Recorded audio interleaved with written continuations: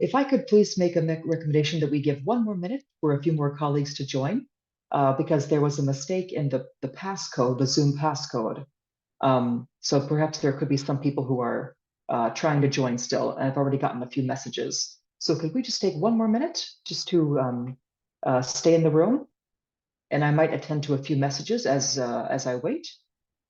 Okay, so see you in about 1 minute.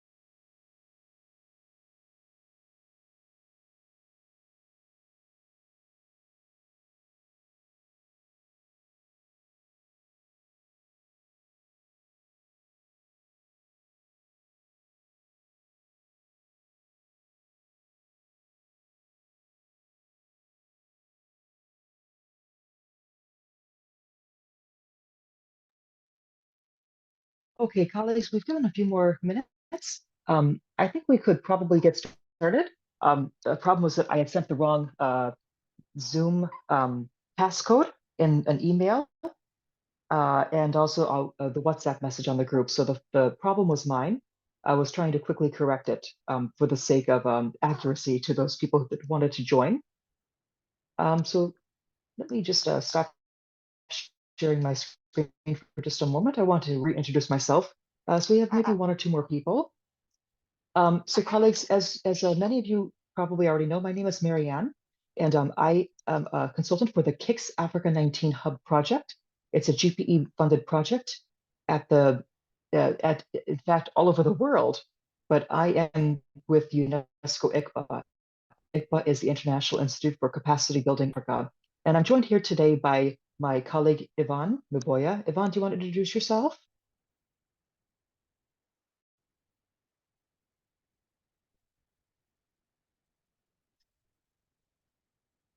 Hello, Yvonne. Hi, Marianne. My name is Yvonne Boya. I'm based in Nairobi. I'm part of the KIX Secretariat. My apologies, I'm not able to put my video. I'm having challenges with the connection. Over to you, Marianne. Thank you, Yvonne. And I'm also joined by my colleagues from UNESCO Bezowit. You want to introduce yourself?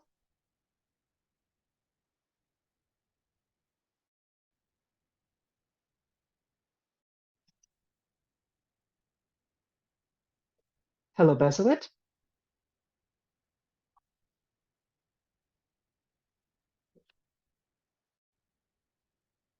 Okay, maybe she's not available at the second. We also have Mr. Hanok, our technical assistant, joining us today. So, colleagues, that's the KIX team. When we refer to KIX, KIX is Knowledge Innovation Exchange, KIX. For many of you, you already know this quite well, but it's good to have a quick review.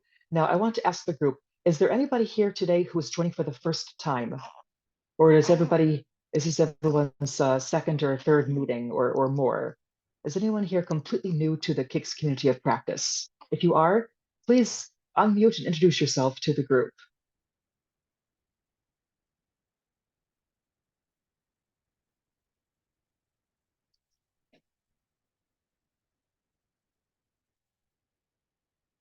So is anyone new to this space today? Is this your first time joining the meeting? I mean, hello. I would say I'm not new, but I'm not very regular.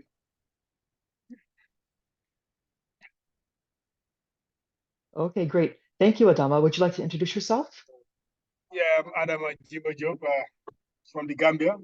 I'm the Deputy Permanent Secretary, responsible for programs and the GP focal point for the Gambia, in charge of the KIX activities as a coordinator. Thank you. Excellent. Thank you. Thank you for joining, and you're most welcome here. The Gambia is one of our most engaged countries in the KIX hub. So the Gambia is quite high on our list of participants usually. Thank you for being here. Okay. Anybody else? Is anyone else Most new here to welcome. this meeting? Yes. Is anyone here new to the community of practice and you'd like to introduce yourself?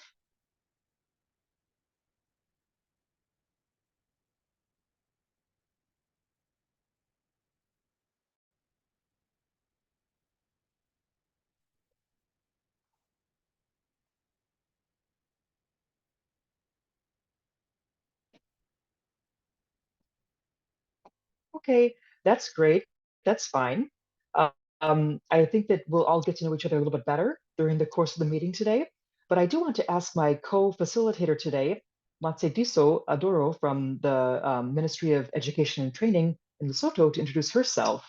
Would you like to introduce yourself as the co-facilitator for today? Thank you so much, Marianne.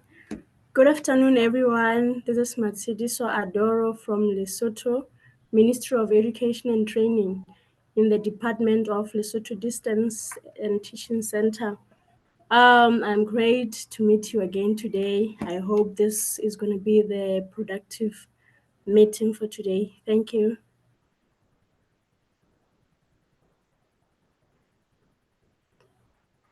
Thank you so much, Matsediso.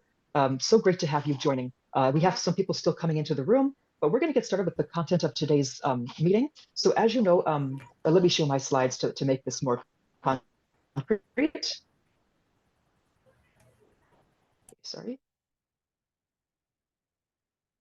Okay. Yeah, can you see my slides? Yes, Marianne. Awesome, thank you so much. Okay, so colleagues, as you know, we are part of a community of practice. This is not a typical webinar where we have people joining maybe hundreds of people from around the world. This is a community now that we have built of people like you who want to come together in a continuous way to learn from each other and with each other about gender responsive education and what that means in our countries. Okay, so what does this all mean? You know that by now that this is a part of a larger course that we've been hosting here at UNESCO ICPA. We have been part of 3 modules so far. In the first module, some of you might have been part of that. You joined 6 workshops back in November and December of last year. These workshops were setting a foundation for what this course is all about in terms like gender responsive, gender equity versus gender equality, and gender parity. What do we mean by gender versus biological sex, for example? And what kind of gender responsive programs are working out well in various countries. So these 6 workshops in Module 1, they set the foundation for the course that you're now all in.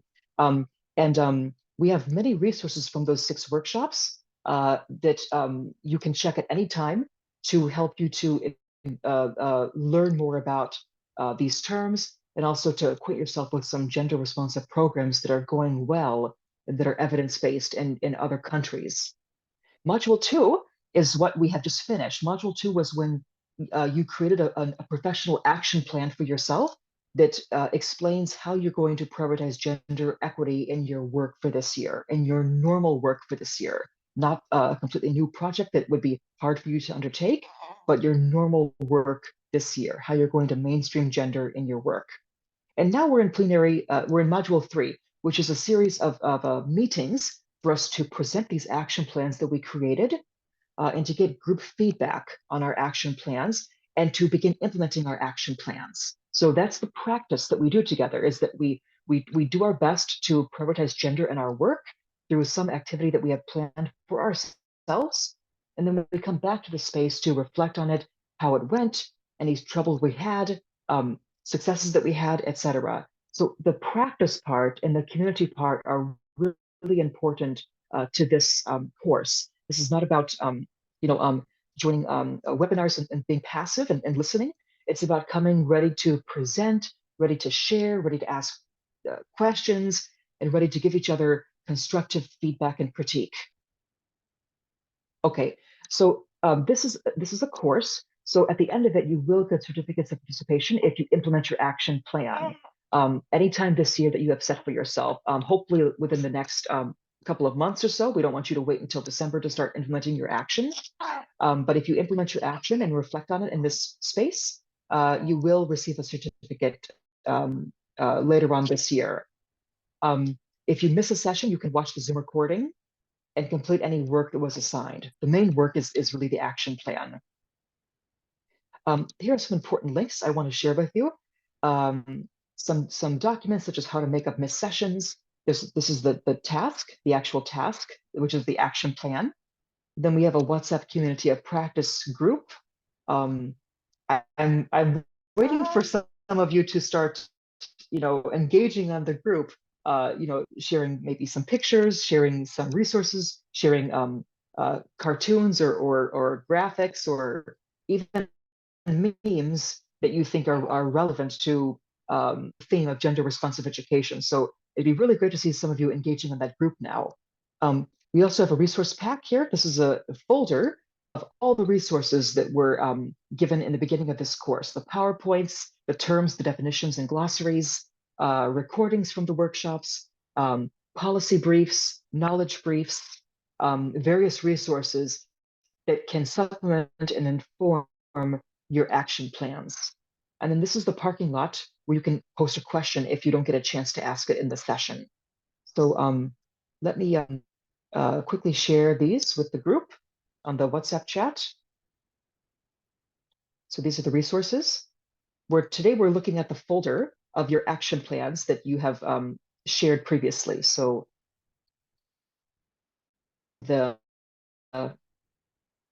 it's in that folder.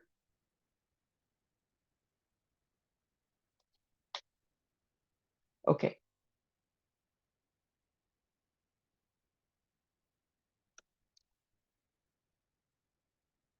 Okay, so the objectives of today's meeting: we will be sharing updates in our action plans. If you have submitted an action plan, you will have 5 minutes to share your key updates in implementing your plan. That's any actions that you've taken so far, and any achievements that you've had, and any challenges that you've had along the way. So we want you to reflect on your action plan for about 5 minutes or less. There's maybe not a lot of time for this, so we want to keep you to about 5 minutes. We'll have to set a timer to make sure that everyone gets a chance to speak.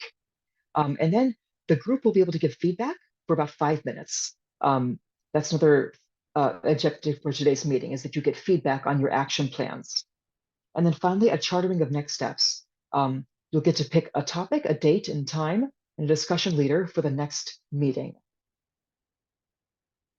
Okay, so I want to take a moment to show a short video on it's recently created by the KIX team, especially those at UNICEF, our colleagues at UNICEF.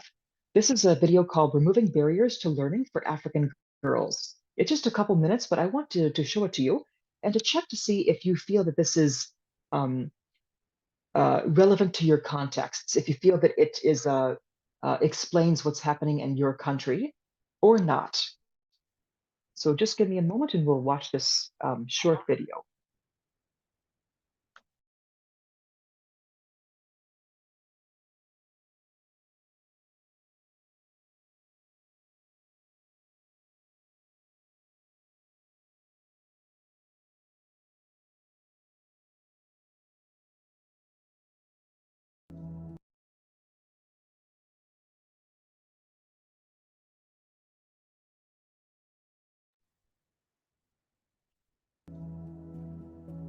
In a world of endless possibilities, Are you hearing the sound? it is hard to believe that 132 million girls are out of school. And out of these, a staggering... Is the sound coming for everybody properly? Can you hear it?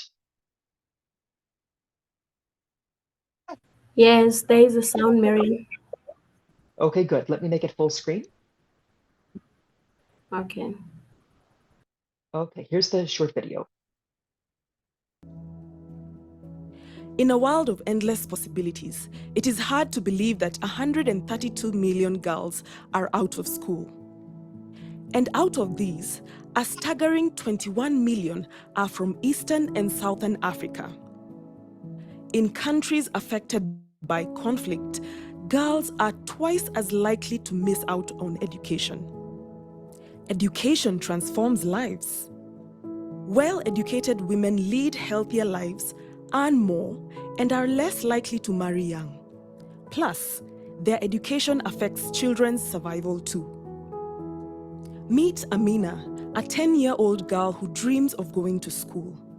But her journey is filled with challenges. Like 7 million African girls her age, she's out of primary school. There are several barriers, making it an uphill battle for girls like Amina. Poor families can't afford school fees, textbooks, or uniforms. The COVID-19 pandemic has only worsened their economic struggles. Over 41,000 girls under the age of 18 get married every day worldwide. In Ethiopia, 2 out of 5 girls are married before they turn 18, robbing them of their education. Long walks to school put girls at risk of harassment, abuse, and more. It affects their health and keeps them away from school. Many schools lack basic necessities like clean water and safe toilets for girls. In many places, the curriculum doesn't consider girls' needs, reinforcing old stereotypes and traditional roles. The COVID-19 pandemic has made these barriers even worse.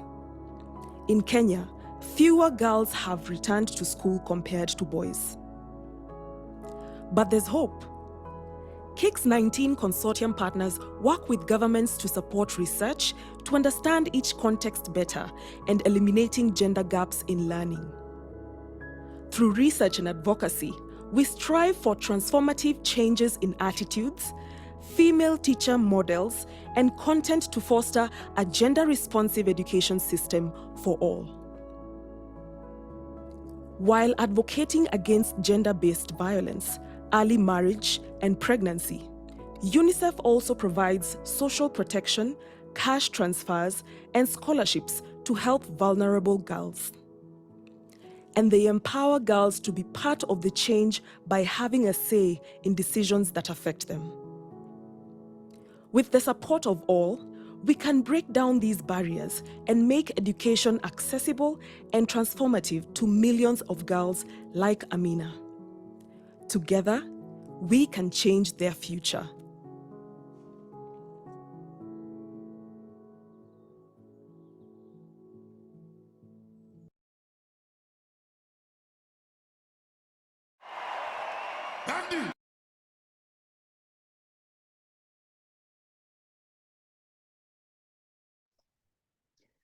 Okay, so colleagues, that was a little video on the struggles that African girls in particular face while getting to school and staying in school.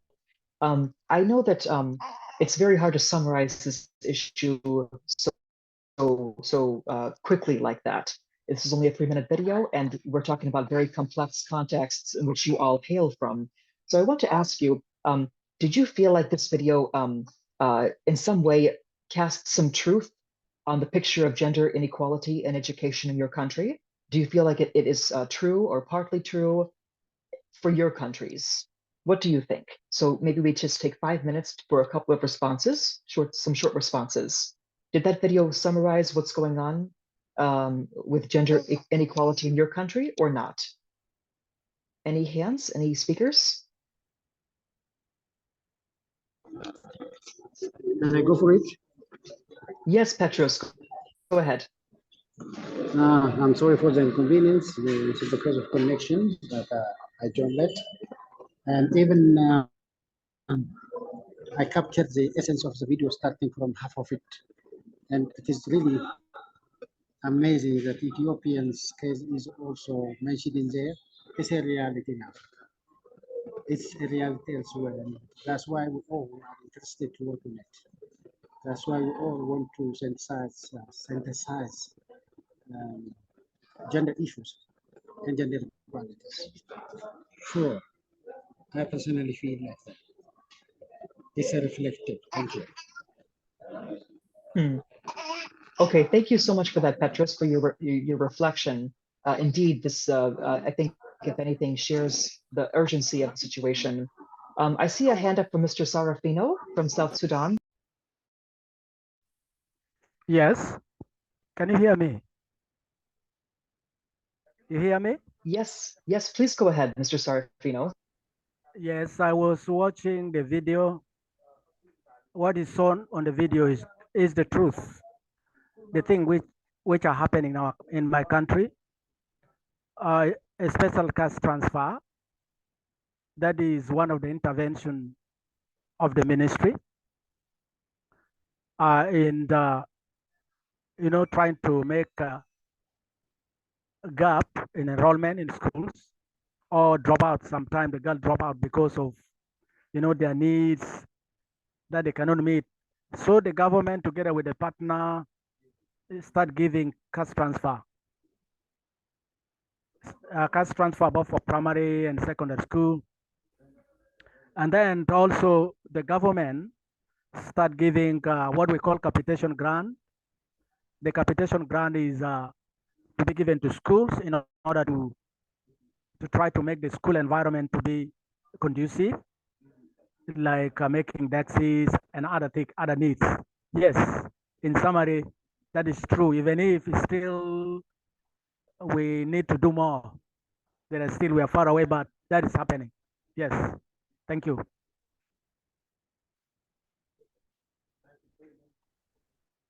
Thank you for that, Sarafino. It's great to hear about some of the programs that South Sudan is working on. The cash transfers in particular is one that I think the government has presented on several times for how it has been improving the motivation of girls to join through the extrinsic motivation of having cash transfers direct. I think the transfers are directly to the girls. Is that correct? They don't go to their parents, but they go to the girls directly? Yes, it is going directly to the learners. Going directly to the learners. I know even if it goes directly to the learner sometimes the parent they share sometime in it, but it goes directly to the learner. Yeah. Right, right.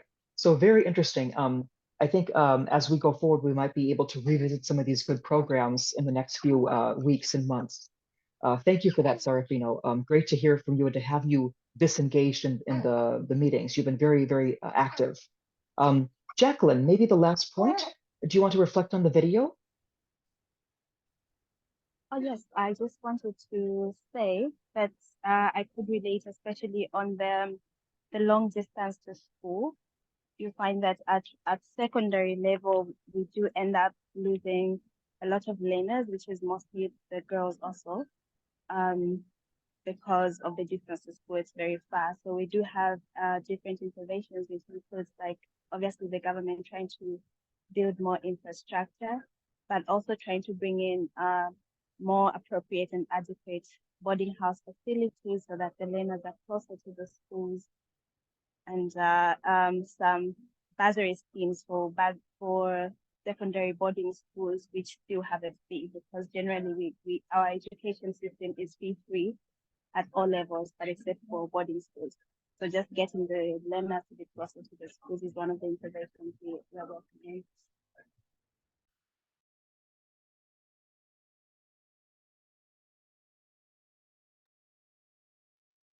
Thank you for that so much, Jacqueline. Interesting that even if a system is free like that, there are still other challenges that girls will face, like the long distance to school.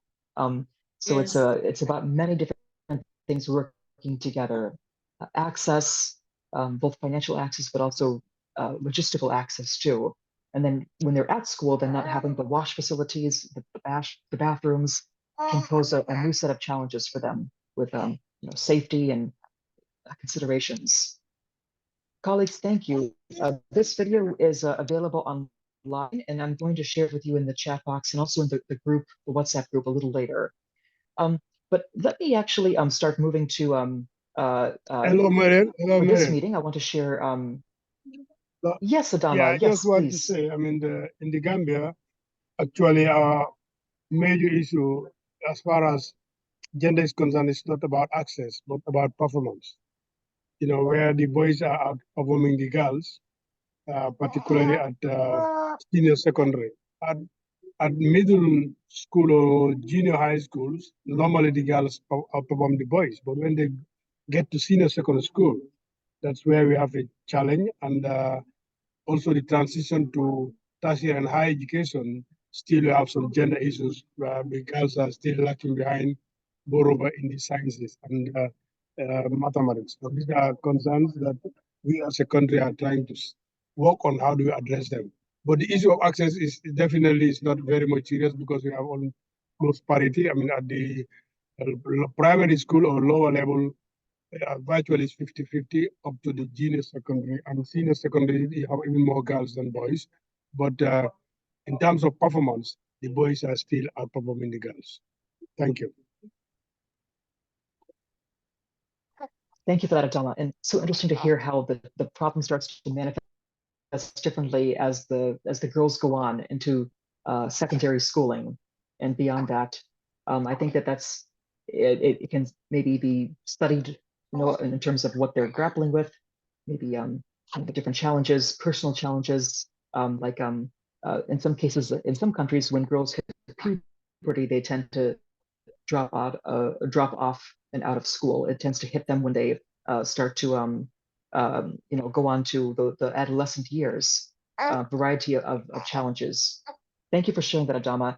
Obviously, we could discuss this in more detail, but I want to emphasize that when we see videos like this, it's just a quick picture. It's not a detailed picture into what's happening, as you know best, in your countries. You are now all experts and advocates on gender in your countries. It doesn't matter whether you have a fancy title like the gender lead of your ministry or the gender unit.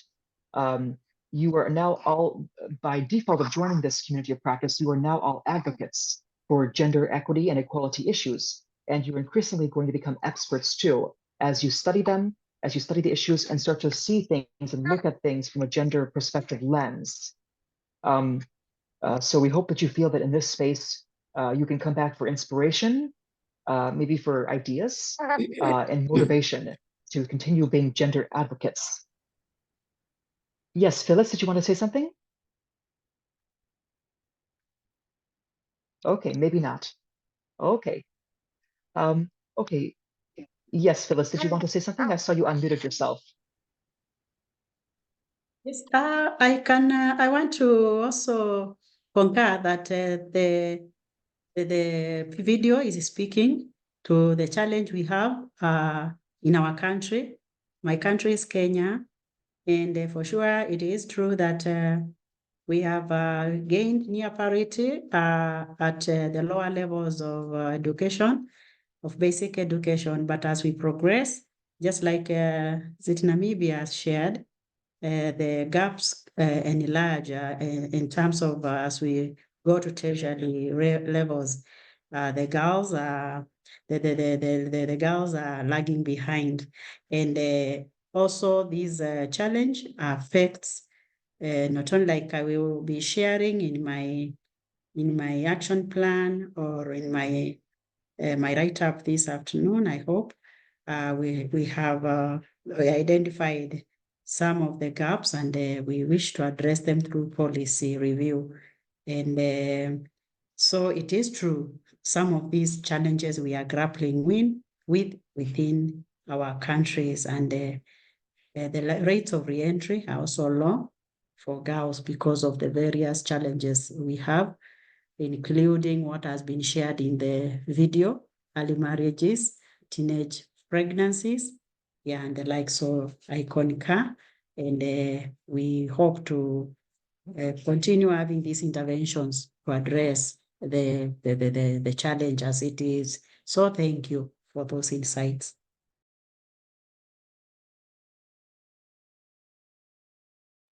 Thank you so much, Phyllis, for your reflections. Very important for us to hear. Colleagues, I think that we're doing okay on the time, but I want to just be aware that I don't want to try to keep you here for too long today. So let me share the next steps.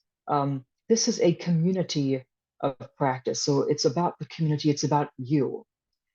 It's a democratic space. It's not top down, it's meant to be flat and back and forth between ourselves. So therefore, I want to, in that spirit, ask you to approve the rest of the agenda for today's meeting, to see if you agree with what we're doing today, or if you have any suggestions otherwise. Maybe beginning, of course, with Matsediso, who's our discussion leader for today. So colleagues, for the next few minutes, I was hoping we could talk a little bit about SMART objectives, what we mean by the word SMART objectives, because they would help you to improve your action plan. Then we'll spend about 5 minutes just looking at the blank action plan template to better understand the components of it. We may or may not even need that, but let's take even a couple minutes to look at the action plan template, the blank template that you have all been hopefully working with. And then there's going to be the rest of the meeting. Majority of that is for you to share your updates. So I was hoping that we could spend maybe 5 minutes per speaker. Unless we have a lot of people who want to speak, maybe more than 6, then we might have to go into breakaway rooms, because we identified 6 people to present their action plans. But if we have more than 6, we might have to go to breakaway rooms to share so that we can do multiple people at the same time. And then after 5 minutes for each presenter to share their action plan, then we'll have 5 minutes for that person to receive questions, feedback from you all, from the group, especially using those SMART objectives, whether their plan or their objectives are SMART. But really the bulk of the meeting is for you to present and to get feedback. And it's supposed to be peer feedback, not just feedback from UNESCO, but peer feedback from each other. And then the last few minutes, we'll decide our next meeting topic and date and discussion leader. So colleagues, does this look like a good action plan? Should we continue with this for today, this agenda? Or do you have any other suggestions for the rest of our time together?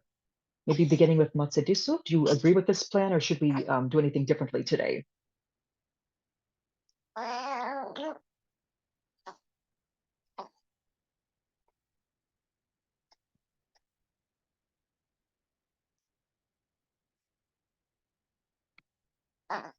Yes, Matsediso, do you want to say anything about the action, the agenda for today? Is it okay with you? Do you want to do anything differently? Do you agree with it? Marian, everything is okay, but I realized that the list we had about 6 people will be presenting today. But unfortunately, I am checking the attendance. We only have 3 people, not unless there are new people who will need to present. But as far as I'm concerned, we only have 3 people who were willing to present. So I think we can Okay. also give people who can still want to present, because we still have time. Yeah, that's a great idea. Maybe we can begin with your plan a little later, and then you can call on those other ones to present. I see we have some here, like Jacqueline, she and Sarafino, they were going to present, and then I like your plan of asking others. Okay. Yeah. Kelly, you have your hand up. Yes, Miriam. I will, if there is time, I will update my my plan. Okay, that's great. I think there should be time. Matsadisu is going to be leading that part of the meeting, so I think that she'll see how much time there is. Okay, colleagues, anyone else? Do you agree with the agenda, or do you want to have any suggestions to do anything a little differently? Eric gives a thumbs up. Great, Eric, thank you. Okay, so no further comments. Great. Okay, colleagues, so I want to share something about SMART objectives. How many of you know what SMART objectives are? Can you try to guess what SMART refers to? SMART objectives. Some of you may already know this quite well. Yes, we know. Yes, Gertrude. Do you want to say what they are? Yes, we know. They must be specific, measurable, achievable, realistic, and time-bound. Great, Gertrude. Thank you. Is Gertrude correct? Does anybody want to concur or give a different idea? Do you agree with Gertrude? I concur with her. Great, great, Matsudiso. Great. Okay, let's see. Here we go. Specific, measurable, achievable, relevant, or realistic. I think that they both would work, and time bound. Okay, let's take a look at a very short video that puts us into an example of a school, what it means to have a SMART objective.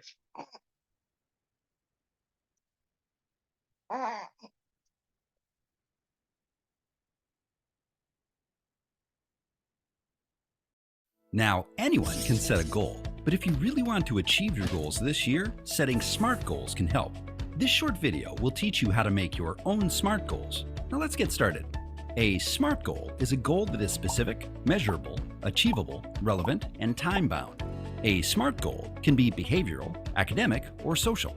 SMART is a helpful acronym for setting these types of goals, but you don't necessarily have to go through the letters in order. In fact, it can be helpful when brainstorming to start with the S and the T. A specific goal is one that is well-defined and focused. One way to decide if a goal is specific is to ask yourself, can I describe what I want to accomplish in one phrase or sentence? A time-bound goal has a target date to bring it into focus. Here you want to ask yourself, how much time will it take me to reach this goal? A goal that is relevant to you is one that positively influences your life as a unique individual. To decide if a goal is relevant to you, ask yourself, will pursuing this goal prevent me from doing something that may be more important to me? Next, a measurable goal allows you to see the changes you are striving for. To figure out a measurable goal, ask yourself, how am I now and how will I be different? Lastly, an achievable goal is one that is realistic and worth the energy, effort, and change required to achieve it. Consider if your goal fits these parameters by asking, what is my motivation for achieving this goal? Like we said in the beginning, anyone can set a goal, but using the SMART approach for your goals will make your objectives much easier to achieve.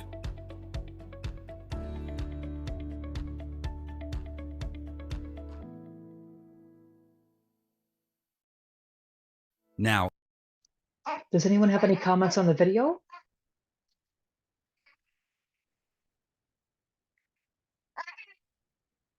Any thoughts, any comments? Do you agree? It is clear.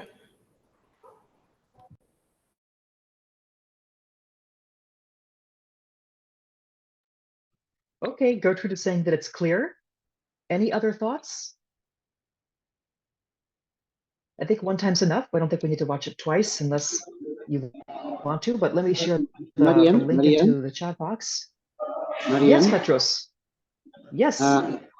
The video is clear, and we know it for many, many years on smart things. But the problem is, we have so many problems. We want to address all. Though we understand the smart plans are okay, we want to them to the level that we can. So we stretch our goals purposefully because we are living with many problems.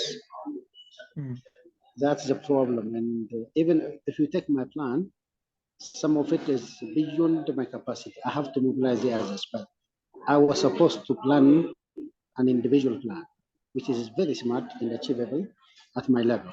The problem is, as I said, we have many problems and we want to do everything at once. That is the attitude and the problem. It's not a question of understanding smart or not. Thank you anyway. I think this is very important for us to hear and to think about. Petros brought up a really good point that it's hard to do this when everything seems like it's relevant and important, and you want to do everything. That's fine. That's, I think, an understandable feeling and reaction.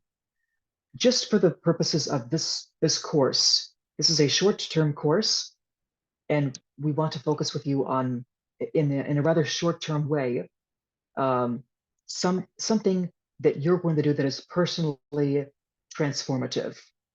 It's not going to transform the whole education system or your office, your department. It's going to be personally transformative for you. It's not supposed to be transforming everything else outside. But this is a place for us to become gender advocates. We are not necessarily gender advocates in our everyday lives and work. I'm not even. I'm learning along the way in my professional life, and I'm learning with all of you as well. But the idea is that gender issues affect us all in quiet, subtle ways that we may not even realize, and are affecting millions of girls and boys in our countries. And if we start to think about that more and start to mainstream gender in the normal work that we do, we might find ways to be gender advocates in our own professional work. We may not be experts, we may not be people that normally deal with gender issues, but if we think about this problem more often with this community of people that we're meeting with, we might start to reflect some of those attitudes and think about gender issues more regularly. The idea is that you would pick something that is personally transformative for you. You're going to do something that's important in your eyes, that will show that you're thinking about gender, equity, and equality in your work. And to pick one action, a small short-term action, not a huge goal like writing a policy or doing a gender audit or a deep analysis, to do something that will show that you are becoming a gender advocate, a champion for gender equality and equity in your country.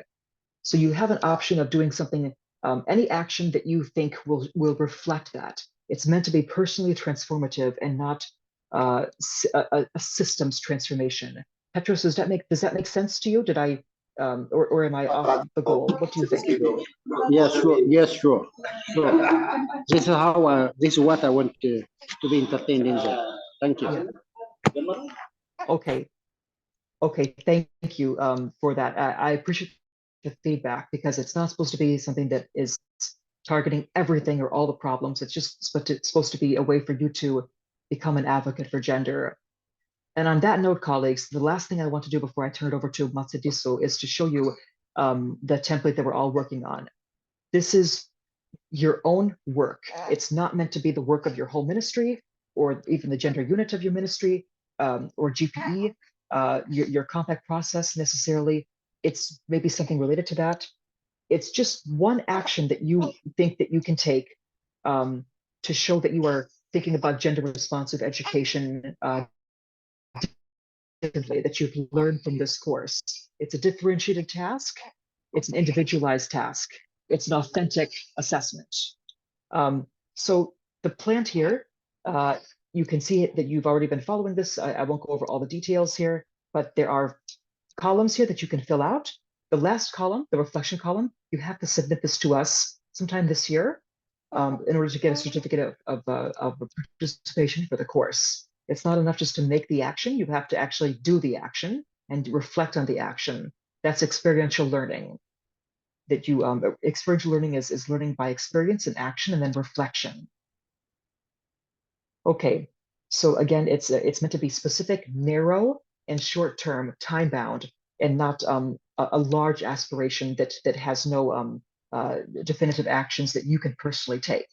This is not about what you want to happen in the broad sense. This is about what you can actually do in the next few months. It might be as simple as having a meeting with your supervisors to tell them about what you've learned and to share the resources and to advocate that your department starts to think about gender responsive education more often. It might be as simple as that, as having a meeting, an advocacy meeting with your supervisors. Okay, so I wanted to share that with you. Now, before, I think without any further ado, I want to pass it over to my co-facilitator for today, Matsidiso Adoro from Lesotho. Okay, sorry, there's a hand up first. Jacqueline, excuse me, I didn't ask questions. Jacqueline, please go ahead. Hi, Marianne. Are you able to hear me? I can hear you. Okay, I just wanted to make mention. I think I like the fact that I was able to log in on this part, especially now that you're giving guidance of the action plan. I know that you did give some feedback on mine, but I think now with what you just said, I understand I may need to craft it a bit differently, just so that I can streamline it back to what I can do in my capacity and not make it so broad, but also maybe show what I envision for it to impact in a sense. So I don't know if I should still, because I didn't make those inclusions. I was hoping that I could still make a presentation and say what it is that I'm seeing, but I'm wondering if then for today, I should take your guidance and just relook at it and see if I'll be able to present it in this meeting or the next. I'm not so sure. That's great. So Jacqueline, how about we just see how that goes when we get to when Matsidiso presents hers, then she's going to call on people to present. It's okay if your plan is still a working plan. You can present it today and then show what you're going to do differently, and then also show it next time. It's okay to be thinking and reflecting in the moment and changing it in the moment. That's fine too. Okay, that's perfect. Thank you. Okay, and so Matsidiso, over to you. I have all the plans up on my screen, and I can click on any of them to show them, including your own plan. Over to you. Okay, Marianne, thank you so much. I don't think I got what Jacqueline has just said now, but it's as if she's saying she's not ready to present. I stand to be corrected if maybe I didn't hear well. But then we will see I it. can still, I mean, I can still share generally what I'm looking at, but I was just saying in terms of the action plan, just making it more achievable in my capacity. I may have to reflect on that, but I could share what I plan to do. Except I'm in the field actually, so I don't have access to a laptop. I won't be able to present it, but I can speak to it. I don't know if that's okay. Okay, no problem. We can still do it. We will. I think it's better you present it so that the colleagues have ideas on it, and then you will correct it afterwards. How does it sound? Yes, that's perfect. That's good. Okay, thank you. Thank you so much. Okay, we are going to the section of presentations, and I'll be the first person to present my action plan. May you please help me to project it, Marianne, so that we can begin.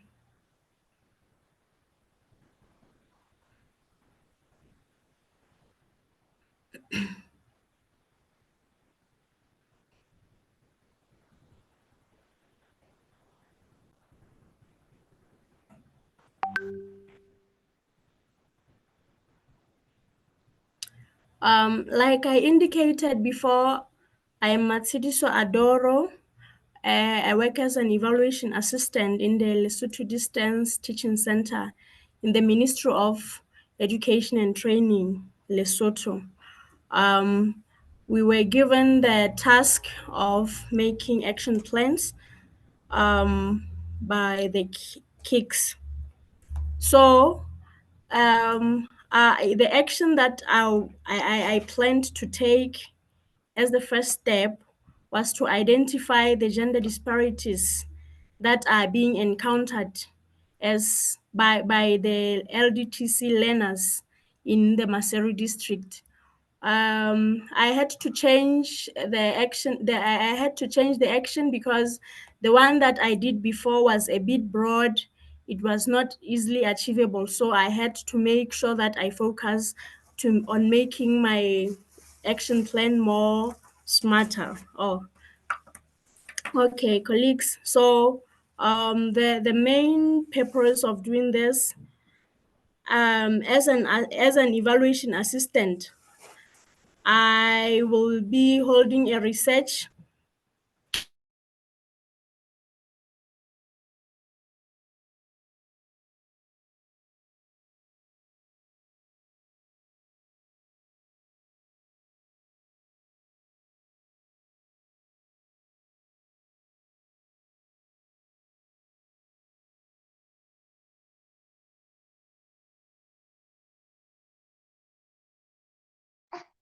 Hello, Matsurisu. Did we lose you?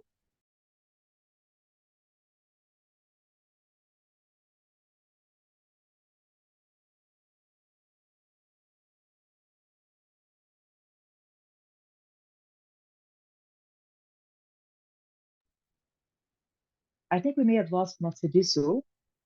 I'm just trying to message her. Maybe she lost connectivity.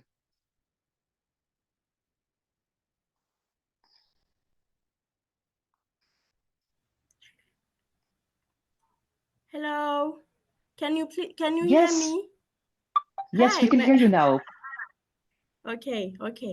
I was in the point whereby I was talking of whereby I'll be identifying the gender disparities that are being encountered by LDTC learners, and my community of practice will only be based in the Maseru district, not other districts, because I want to make it a smaller research.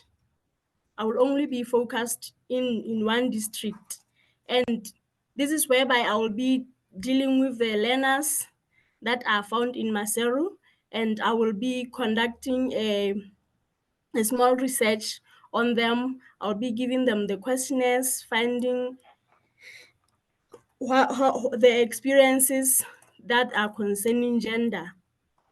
Marian, can you please go to the next point?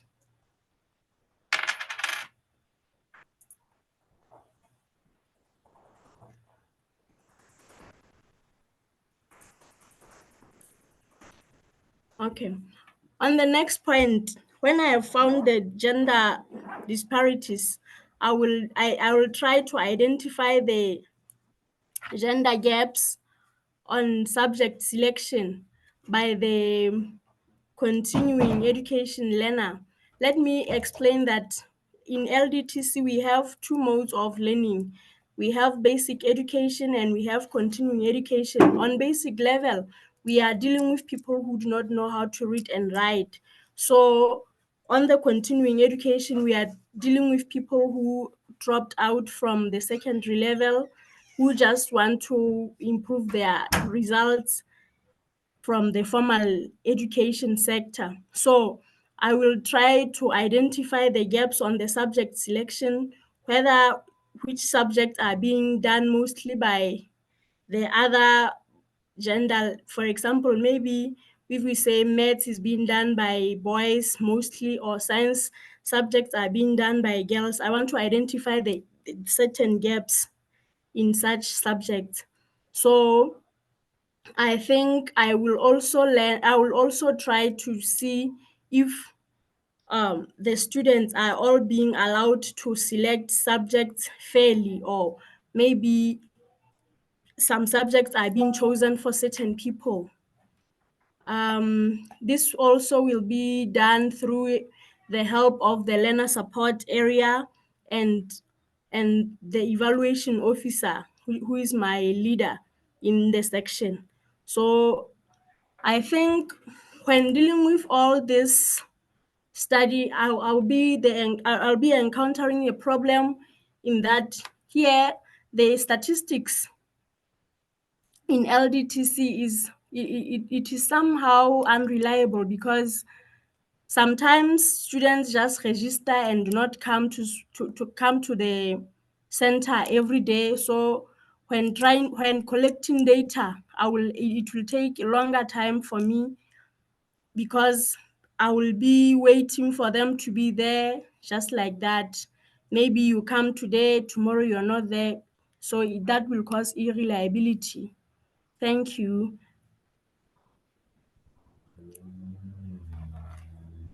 I think you can have questions, comments, and when we comment, I think we should be based on whether this plan is being smart or not. You comment, is it smart? Is it specific? Is it reliable, time bound, and all that, looking on what we have just been talking about. Okay, I see your hand, Serafino. Petros as well. Yes. Yes. Can you hear me? You're not audible, Serafino. Can you hear me? Can you hear me? Yes, now I can hear you. Are you hearing me? Yes. Okay. My comment is because you have taken district, I'm saying taking the whole district is big.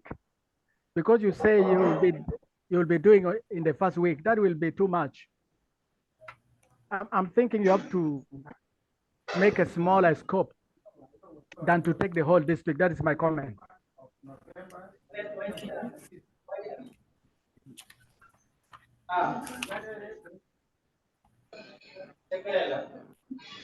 Okay, Serafino, you are saying we should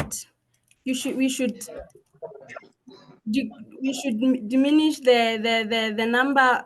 I mean the place. It should be. Or you are saying we should increase time from being the first week and extend it to maybe, let's say, second week. You're saying the time frame. I'm saying it is too much for you to take the whole district. Okay. Yeah. Okay, thank you, Serafino. Petros, your hand is up. Yeah, thank you so much.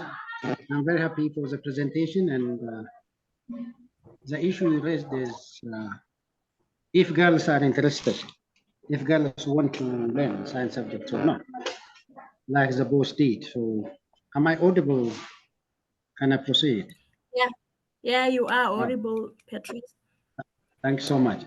That's an excellent thing, because girls can do like men in science subjects. This is proved. All they lack is motivation and helping them to work on it.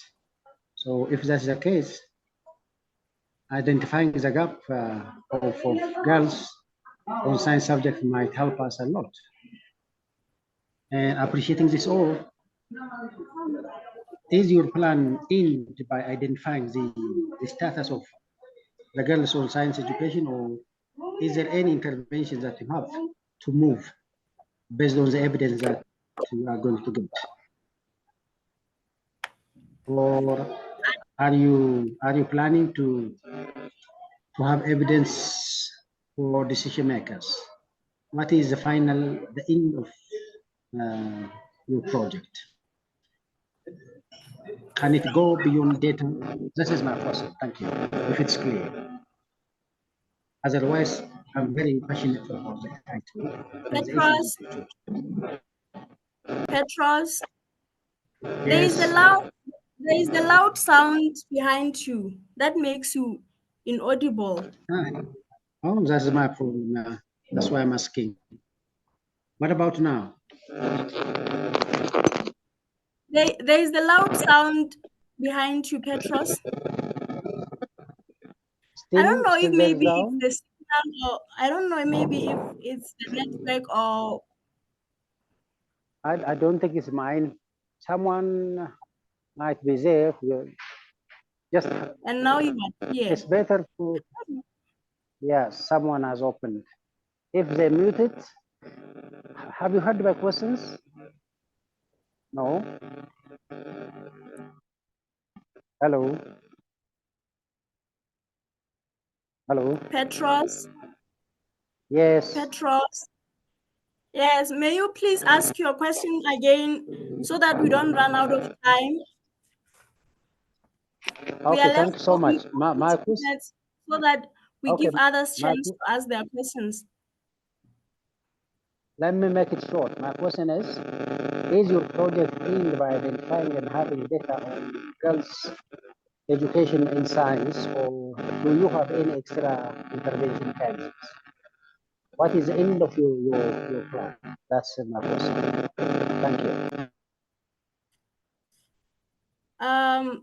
Petros, it seems like you're having the problem. I don't know. There is this sound behind you. So I think maybe if you write your question on the chat box so that I can attend to it. Is there any question from anyone? I saw your hand, Innocent. Is it Innocent? Okay. Okay. I think if there are no more questions, we There can is go a to the question next. from Gertrude. Okay, Gertrude, may you please present your question in a Okay, minute, please? Thank you very much, presenter. Mine is somehow connected to the previous speaker's question. Are there any likely interventions you hope to come up with? So those you are going to share with the policymakers, because once you have such, we shall know that your plan is achievable. Without an intervention, it is very difficult to know whether it is achievable or not. Thank you. Okay. I think for now we are just conducting a study, and then within time, and as time goes on, when we continue, we'll give it to the ones responsible so that they deal with it, and then that is how it will be carried on. Yeah, but as you conduct a study, you always have, as you state the problem, you always state what is the way forward after collecting the data. How do you hope to use that data to help the situation? I think that is the missing link. Okay. After collecting this data, it will be handed over to the department, the directors, and it is them who will decide on what to do. Because now I think the implementation of policies is another story of another day, and it will take longer to do that. I don't know if maybe I'm answering what you've just said. We were given 5 minutes for presentation and 5 minutes for questioning. So we are now at 3:10. Yes, so I think if there are no more questions, we can move to the next presenter. So on the list here, I was given. Excuse me, before you move, yes, I'm so sorry. I just put my hand up. Before you move to the next presenter, I just wanted to quickly come in for a second and say that I liked Gertrude's question. She's asking about what you're going to do with the data. I think that it's an important question. I think that you're also saying that policy implementation is up to others in your department and it's a longer term. I completely agree with you, and I agree with her as well. Perhaps, though, what you could do is when you have your data, instead of giving them just the data, your supervisors and those who are responsible for enacting policy, instead of just giving them the data, you could give them the data with some recommendations that you would make. Now that you are a gender advocate and you're a champion for equality and equity and inclusion in Lesotho, perhaps you could give your supervisors not only the data, but your recommendations. That way they have some direction and they have your insight. What do you think? Yeah, thank you so much, Marian. Yes, I think that one also is also good. It's a brilliant idea. You know, from the KIX project, we are all about sharing knowledge and research. And we have learned from this project is that leaders and policymakers sometimes don't know what to do with data. They have access to a lot of data, but sometimes they don't know what to do with it. They're not only stretched with their time and budgets, but also they're not data experts, and they might not be able to draw out the kind of conclusions and recommendations from your findings the way that you can, those who actually create the data or who gathered the data. So we have seen that feedback as well from leadership, is that they have a hard time deciding what to do with data if it's just given to them. So maybe if you give them some recommendations, and we can help you with that. This is a long-term, not a long-term, but this is an ongoing project. So you can work with us, and we'll help you to in this space to draw out some recommendations once you have your data. If you'd like to come back to the group with your data, maybe in the next week, the next 2 weeks, then we can work with you to draw out some recommendations based on the data. Over to you, Matsurisu. Thank you. Thank you so much, Marian. Okay, like I was saying, I have here Mr. Sarafino Tisa to be the next presenter. May you please present his action plan, Marian, for him so that he presents. Matsurisu, sorry to cut you short, but you might I think you're not able to see the participant because we've been raising hands, some of us. So there was a request from Jacqueline, who was in the field, and she's saying she's run out of the power as soon as possible. So I think if she might get a chance to have this 5 minutes before we lose her. Pardon? I'm so sorry. Please pardon my manners. I'm actually in the field, like I mentioned earlier, so I may run out of power and I may drop off. So I was kindly asking if it's possible that I could go after you, or I could then make my presentation in the next. No problem, Jacqueline. You can go ahead. Over to you. Marian, may you please present Jacqueline's presentation so that she can do it very quick, because now she's saying she's going to go out of power.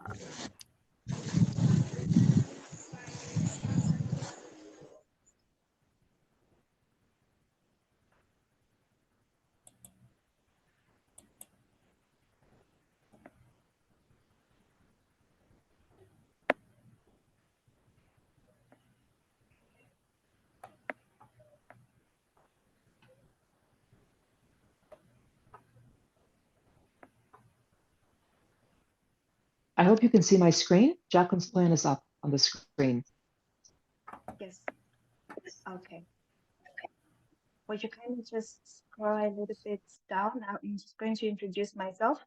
So can I go ahead? Go ahead, Marianne. Yes, please, go right ahead. Okay. So my name is Jacqueline Mukuka. I am from the Ministry of Education in Zambia. I work in the Department of Planning and Information. So I'm a planning officer. I'm also the gender focal point person at the ministry. This is the action plan that I came up with.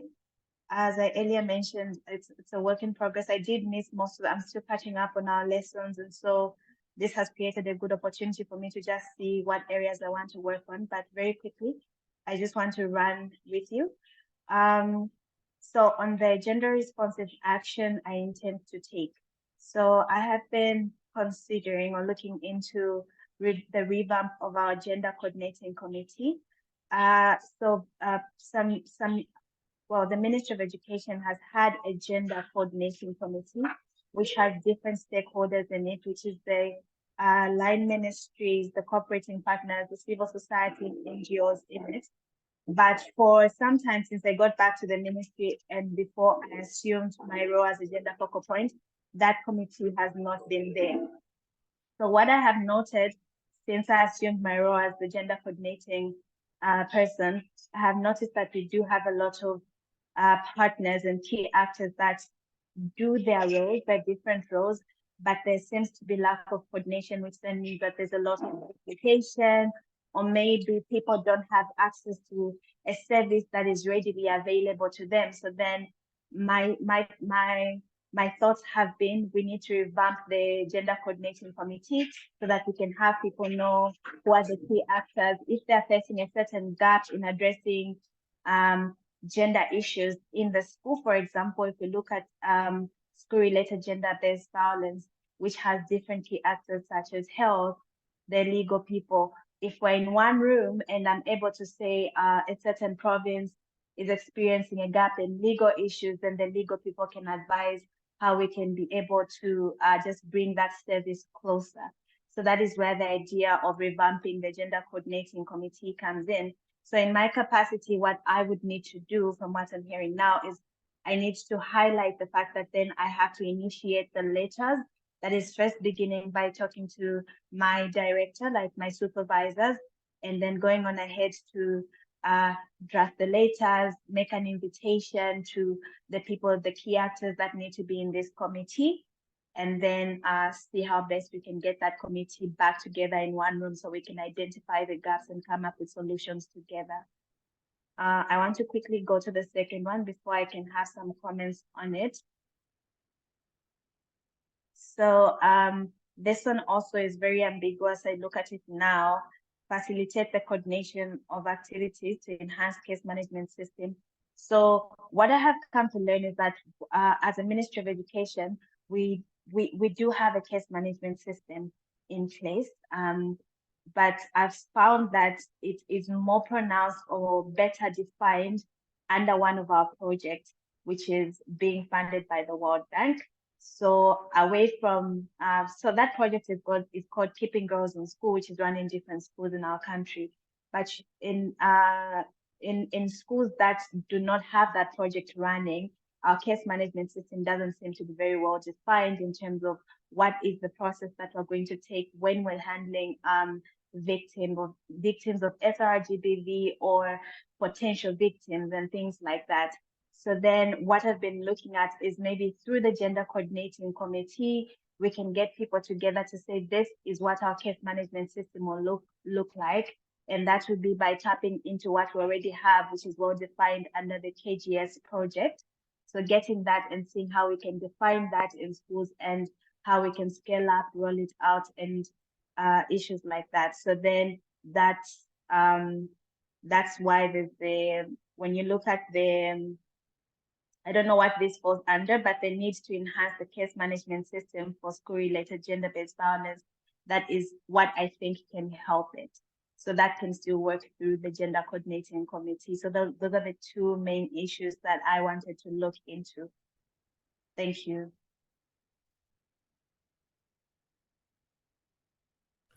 Thank you so I much. could have Thank you some so comments, or I think I realized now after sitting here, I can already tell some of the areas I need to just like be more specific and things like that, but I can still get some comments that can help me as I work on it.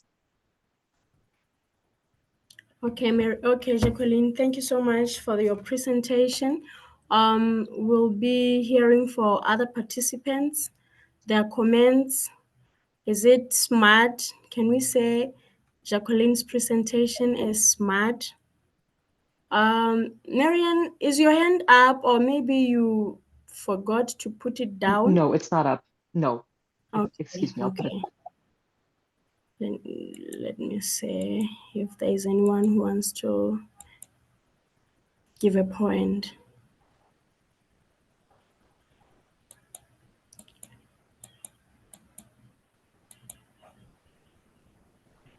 Colleagues, Is there anyone who has a say on Jacqueline's presentation? Remember, we are looking on the points if the presentation is specific, measurable, achievable, is it relevant? Can we say it's time bound?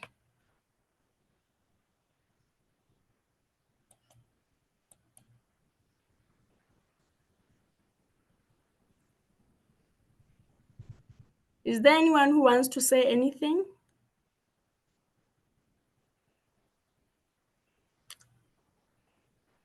Okay, maybe if there is no point to raise, we can move further to Mr. Sarafino.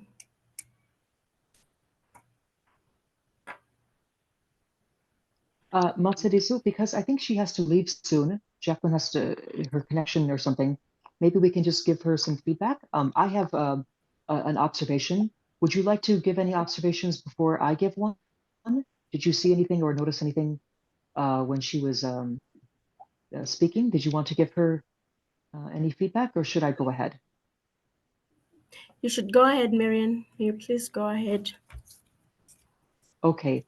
Jacqueline, thank you so much for this. And I think as the gender focal point in your ministry, I think you're in a very good position to be an advocate for this kind of work, and then to inform this community when you come back to this space, because we need more people like you in this space, people that are already focusing on gender in their everyday work. Because I'm hoping that through you we might learn about some of the structures that exist, like structures of gender units, which ministries have them, which don't, how they're funded. So I think that your presence in this community is really welcome. When I saw your action plan, I think that you also realized yourself, I don't need to give you a lot of feedback, that maybe it could be a bit more specific, looking at that first S under SMART goals. Like, for example, I commented that it'd be nice to know what this actually means to facilitate the revamp of the Gender Coordinating Committee. If you can be a bit more specific what that means, and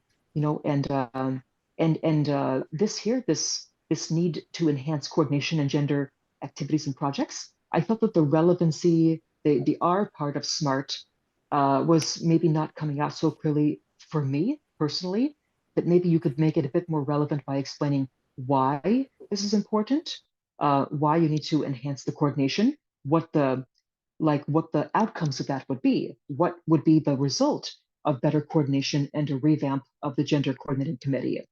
So I know that you're already reflecting on this. Perhaps you can just come back to the next meeting with maybe a revised plan or some updates to share with us. But I know that you're already thinking about how you can improve your plan. That was my quick observation. Over to you, Jacqueline and Matsadisu. Oh, yes. Thank you so much. I think now, yes, I get a full picture on what I can look at, and I'll come back with a reviewed plan. Yeah, thank you. Okay, wonderful. Okay, thank you so much. Mr. Sarafino? Yes. It's now your Can you hear turn me? to present. Yeah, we can hear you. It's now your turn to present your work plan. It's 25 minutes past 3. So I think maybe when it says 30 minutes past 3, we'll be moving on. Yes. May you please continue? Okay, thank you. Can you expand it, Miriam? Making it a little bit bigger. Yeah. Thank you. My name is Sarafino. I'm a deputy director. That is for Department of Early Childhood Development in the directorate, what we call basic education, basic and secondary education. That is including primary, pre-primary, and then secondary. That is in the Ministry of General Education and Instruction in South Sudan. Can you put it a little bit up, Miriam? Pull a little bit up.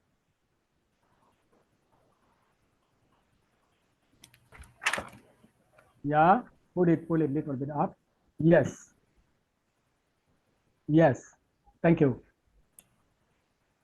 Yeah, with the action, I've mentioned here conduct meeting, consultative meeting. The purpose for conducting that meeting is because already the director of gender is already having activity on the gender. My purpose of engaging them in a meeting is so that we strategize together for the meeting that is coming with the PTA and SMC. So that is the objective, so that we make a strategy together. And then when we go to the action number 2, the action number 2, the objectives for doing that is we need to enlighten the 2 schools. My target is 2 schools. In order to bring the PTA SMC together, to enlighten them on the effect of gender-based, school-related gender-based violence. And then from there, engage the 2 schools in identifying the form of school-related gender-based violence in their school.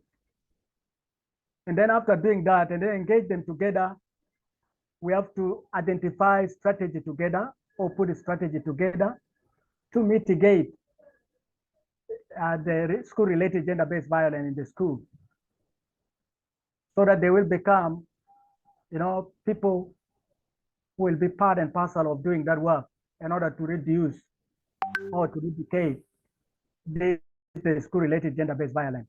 That is, I'm saying this to explain where Miriam that you have put in yellow. I'm trying to elaborate on that. And then the question you were asking about my role. My role is, of course, to bring this, the director of gender, because they're working in gender, to bring them on this particular, activity that I intended to do, so that they will be with me, and then we'll do the thing together. That is why I bring them in. Then the purpose, of course, or the objectives of trying to enlighten is so that they understand, so that the PTA understand what is this school-related gender-based violence is. And then what are the effect of those particular gender-based violence happening in their school? What are the effect of those gender-based violence in the school related to the performance of the learner, related to the attendance, and then related to the dropout, which is happening in those schools. And then later on, so that we look together, what can we do? And then we put, strategy for possible intervention in mitigating this. That's the action. And then I'm looking particularly on the female learner in the upper primary. I'm looking at this and trying to improve the transition from primary to secondary. Yeah, in that. And the other one is to try to reduce the dropout rate, which is there happening in school. And then we try to improve retention. Of course, I say this is because the dropout rate is very high. If you look to our data, you find it very high. You find retention is low. And then we thought could be these violent, other violent, all form of violence happening in school could be the result of all this. Then, of course, the document or the tool we use is we have our EMIS data, and then we have a national girl strategy. We all look at that. And then the partners, of course, the Directorate of Gender in our ministry, and then the girl education. We bring on board all these people. And then the other action, examination secretariat is there, when we are looking at the transition, as an examination secretariat in our ministry. And then we look at Department of Gender in the state.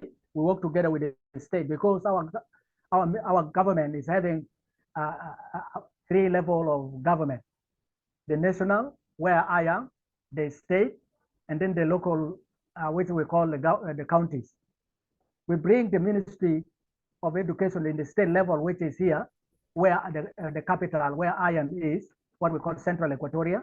We bring them in so that we go together with them in school, because school is directly under them. This is what we are going to do.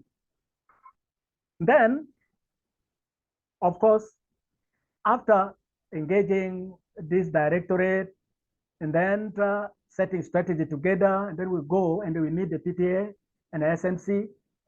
We may have a half-day meeting or a full-day meeting, depending on the resources that we have. That is, of course, as a workshop. We first of all enlighten them. We enlighten them on what is school-related gender-based violence. And then from there, we engage them then to tell us what they have, that form of gender-based violence in those two schools. And then we come up with a strategy together. And then, of course, from there, we make a recommendation. What shall we do after that? Mr. Sarafino, may you please wrap up? Yeah? May you please wrap up? Your time is up. We are now 32 minutes past 3. You were supposed to have finished. Okay. That is May you actually, please wrap up? that is my statement. That is a wrap up. My statement, that is a wrap up. Yeah, thank you. Thank you so much. Okay. Okay, Mr. Thank you. Thank you so much. Marianne, your hand is still up, or maybe it was that problem for the first time. I see your hand. Sorry, I'm so sorry. Yeah, I want others to take the lead in giving feedback. Please let others come in. I've lowered my hand. Colleagues, may we please give Mr. Sarafino the feedback on what he has just presented?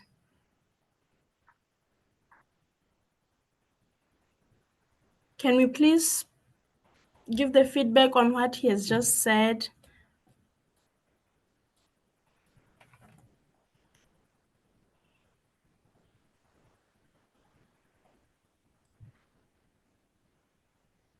Is there anyone with any suggestion, any comment, any question?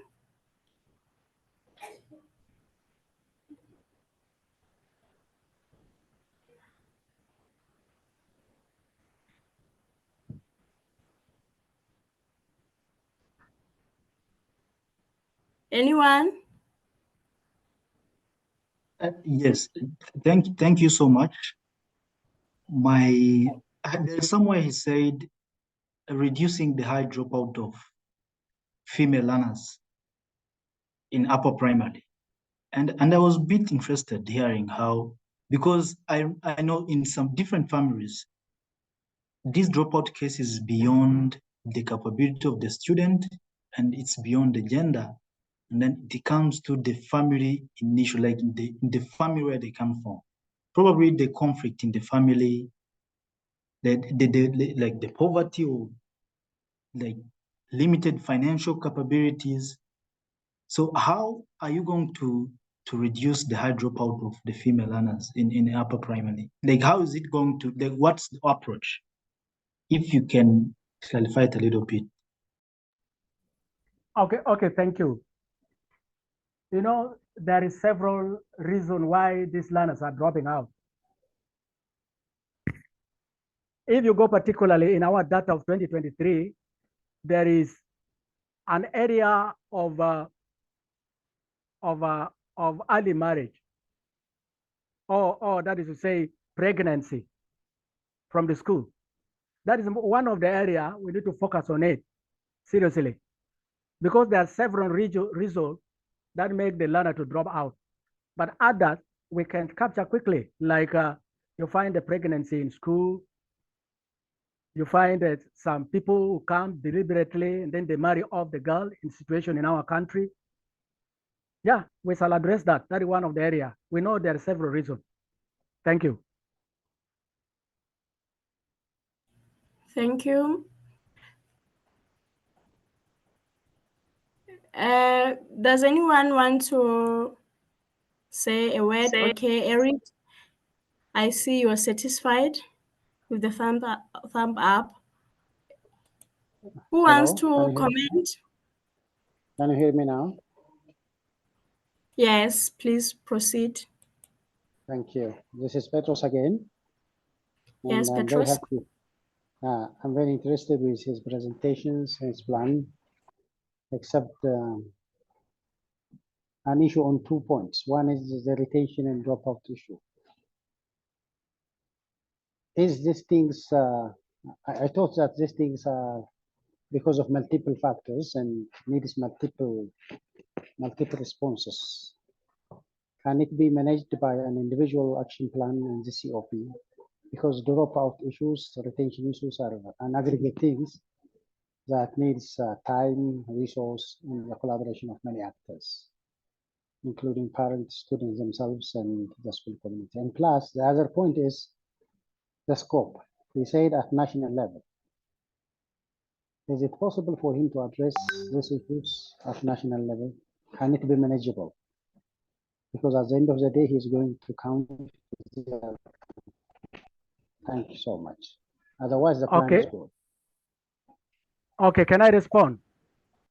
Yes, please. Can you please respond, Mr. Sarafino? Yes. We are saying this plan is only to school. It's as a pilot. Only to school. That is in the capital here, which is under Central Equatorial State.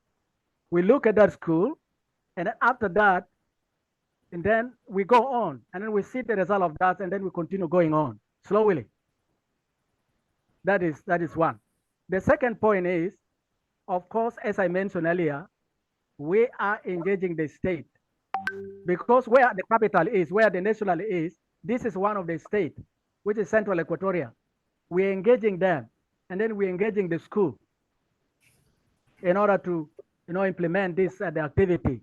We did 2 schools only as a pilot, and later on we move on, and then we replicate maybe to state, other state, slowly, like that. Okay, can I comment to? Like I think I have a comment to Mr. Sarafino. Will it be easily achievable? Because if I'm listening well, you're saying you'll be attending 2 schools. You are going to Directorate of Gender, Ministry of General Education. Will it be easily achievable? Will it be achievable over a short period of time? Will it not need funds, more funds to be carried out? Remember, we are focusing on SMART goals. We need to do it in an achievable way. And it needs to be time bound. Let me respond. Okay. It is achievable. Let me say yes, because the director of gender is where I'm sitting now, the same ministry. Even this morning we have been talking, we continue to talk together. Yes, that is not difficult. Even the school that we're talking about that near, I may move on foot. It will not take me a long time. Okay. Even the ministry of education in the state is not a distance. If I move with the public transport, it will not take me 30 minutes to go there. Okay. So it is achievable. Okay. Yes. Yeah. Thank you so much. Thank you so much, Mr. Sarafino. Anyone with a different view, anyone with a comment, anyone with a question, with a suggestion, anything?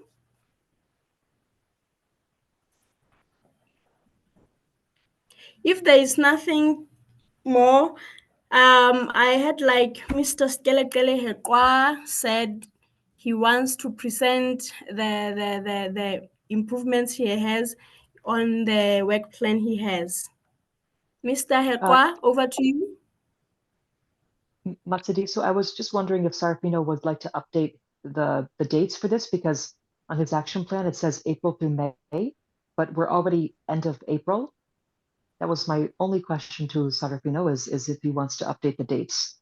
Maybe when we have our next meeting, you can share some progress that you've made. Yes. Okay. Let me say yes. Mhm. Yes, I'm aware about that. And then will be, yeah. Okay. Okay, thank you. Yeah. Sorry, Matsudi, over to you. Thank you so much, Marian. I was in the point whereby I was asking Mr. Hekwa to proceed in giving updates he has for us today. Let me see. Yes.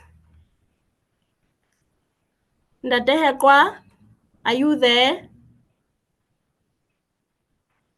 Yes, I'm around. Okay, over to you, sir.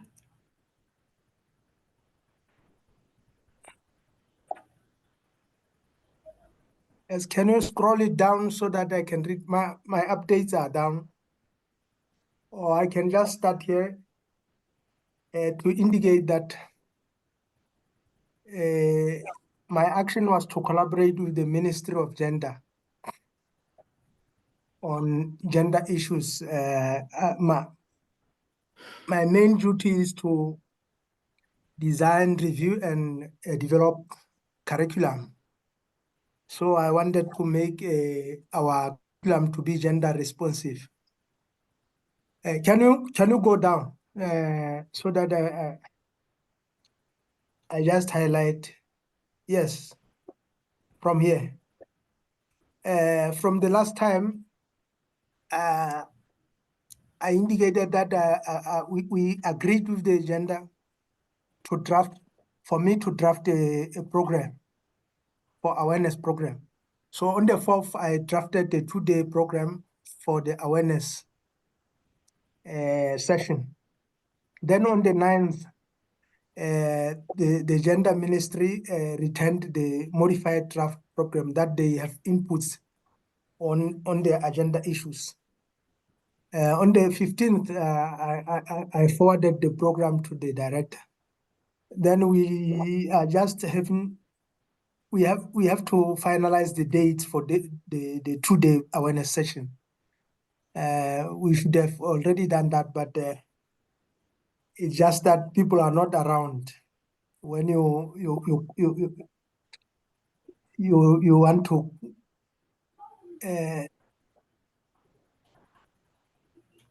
talk to them. They are not in office sometimes.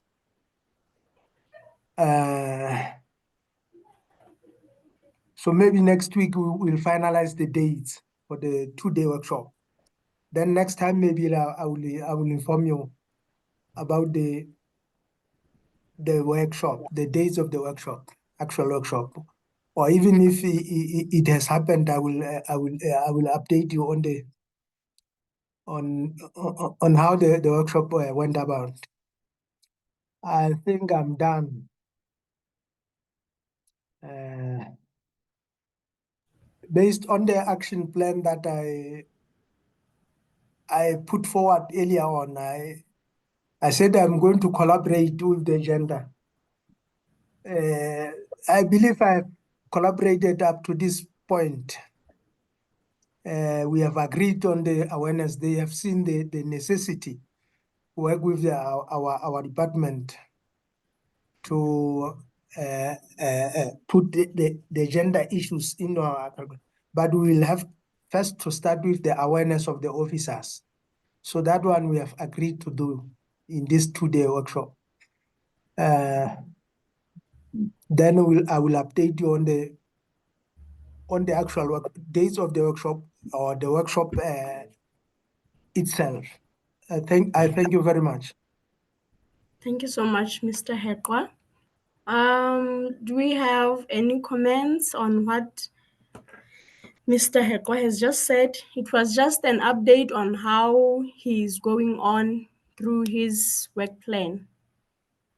Are there any comments, any questions, any suggestions? Let me pardon.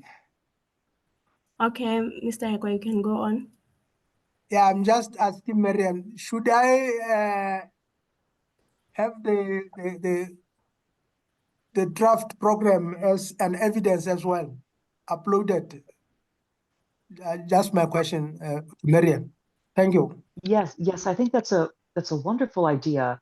That there will be a direct evidence of your application of your learning. So please do. Maybe you could share the program with us via email, and we can upload it to this public folder. And then when we meet next time, you could even share the program with all of us and tell us about maybe some key moments in the program and some key things that you learned about. It's a great idea. Thank you. Thank you. Thank you. Thank you so much. As I was saying, are there any comments, questions, suggestions, and all that from our colleagues?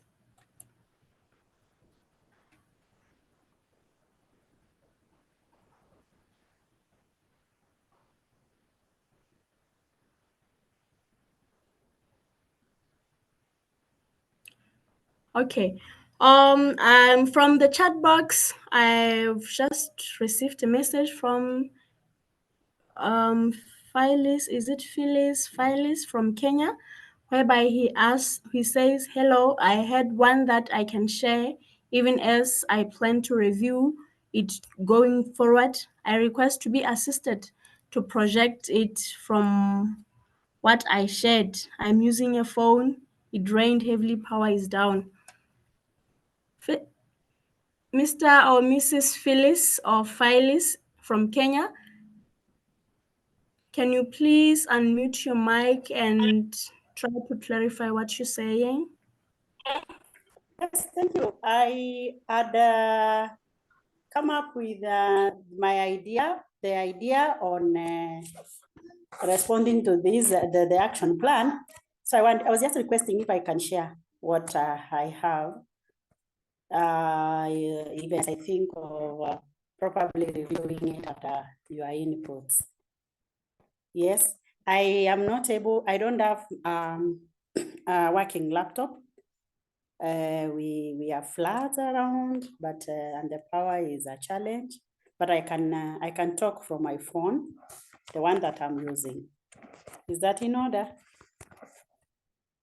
You're saying is you need your presentation to be projected by Marian. Can you? I Marian can find my earlier presentation shared. You can send it to Marian so that she puts it here on screen for us to see it. Okay. And then you can continue presenting. Marian? Yes, Phyllis, have you sent it to us already? Do you have her work plan with you?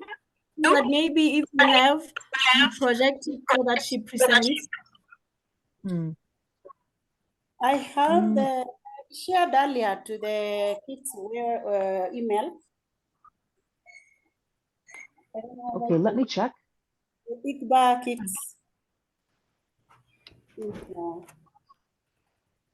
assignment. Okay. Action plan. KIX. Okay, I think you sent it a couple of, no, actually, no, that's something different. Phyllis, I'm not seeing it here. Can you tell me when you sent it? I've been trying to upload all of them as I've received them to the folder, the public folder, but I don't see yours. Do you remember when you sent it? Was it today or was it? Not today. That's recently? time in January. I'm sorry, I couldn't hear that. I can reshare. Okay. Are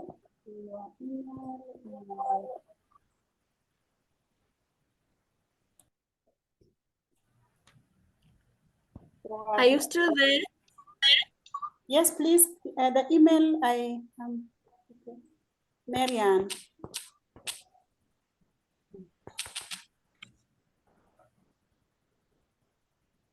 Okay, Yes, I'm now just waiting for your email. now Go that ahead. when you're still checking for it, Marian, I can see another message from the chat box from Maleshwanera Polo. She's saying she needs to present hers to. Maybe you can project Maleshwani's action plan, and while still looking for that one of Phyllis. Yes. I have sent to the KIX ICBA@UNESCO.org.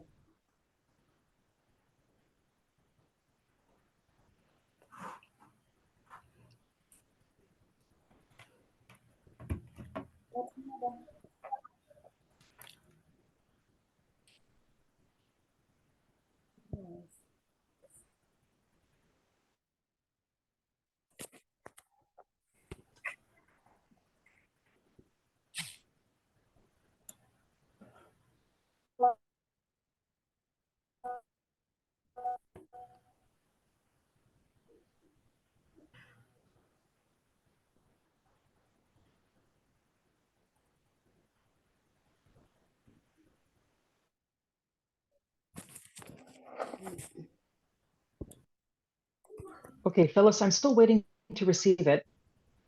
Maybe in the meantime, Matsediso, you could call on other colleagues to share while I wait for Phyllis's presentation. And I think you maybe if you share your email address from the chat box, so that Phileas should, yes, just send through right now. Maybe when we are still waiting for her, we can continue with. Matseliso? Hello, Peter. Yes, I'm sorry, I'm getting my internet getting off and on, but then I had an update on the feedback from the other meeting we had last time. Is it okay if I can present it? It's not long.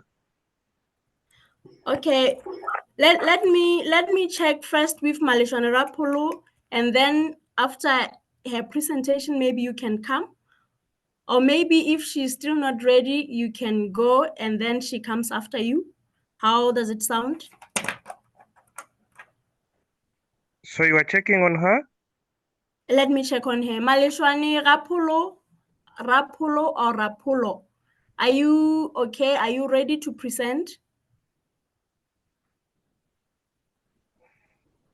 Maleshwani Rapulo? It seems she is not ready. May you please continue with your updates, Mr. Peter? Yes, now, friends, from the other meeting, I was given a task of inquiring from the cultural leaders, the elders in Buko and Kapchora region about the alternative practices or cultures that they can adopt to than the FGM, and to see that hopefully they can stop FGM in the region. In my research, when I was moving around, when I met some of the cultural leaders, they told me that one of the biggest challenges, hopefully, that the surgeons are having is the income, because they expect something from these people. So the practice keeps on going on and on as they carry out, as they receive some of the gifts which are monetary, which are material from the girls that they cut. However, they have set up strategies to see that they devise some income generating activities for these surgeons, and also give them some IGAs For starters, for example, they've given them some animals, they've given them farm inputs to see that they do not only look at FGM as a job or as an economic activity where they can drive money, but also to see that they can get monies from other avenues. However, as they are battling with that, it has come to notice when I inquired from the hospitals where some of these ladies go for treatment, they have realized that some of the girls who maybe give birth to children for the first time, if they are not cut, after that first birth, they go back and plead to some of the surgeons to cut them by will. Why? Because they realize that some of the men do love the women who are cut. So for someone to save her marriage, she has to beg someone to cut her so that she saves her marriage, because that's what the husband wants. So at the end of the day, we find that there is no vast alternative for culture, for FGM, apart from abandoning it. Thank you very much. Thank you so much, Peter. Any comments?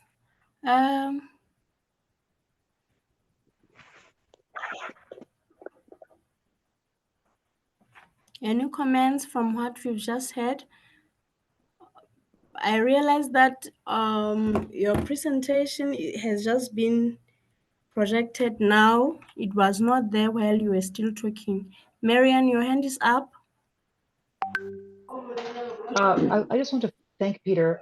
I don't want to take away all the discussion time, but I want to thank you for bringing up this very realistic, very, very real challenge in confronting FGM. That there's a monetary side to it, that's why it's sustained, and also there's a social side to it where women realize that it's maybe desirable by men. So these are very real challenges, and I'm so glad that you brought them up to the space. I'm just wondering if we have any countries that have some good practices in addressing FGM. Maybe the Gambia. I know there's also been a law change there recently. Other countries that maybe have some stories about addressing FGM. We may not have time today to talk about that, but I think that it would be a good question to pose to the community outside of this 2-hour meeting space, is that how have other countries dealt with some of these social and financial challenges that are sustaining FGM. Over. Enough from me. Back to you, Matsediso. Matose, a point, please, if I can. Petros, you want to say something? Yeah, sure. Thank you, Mary Ann, for that comment.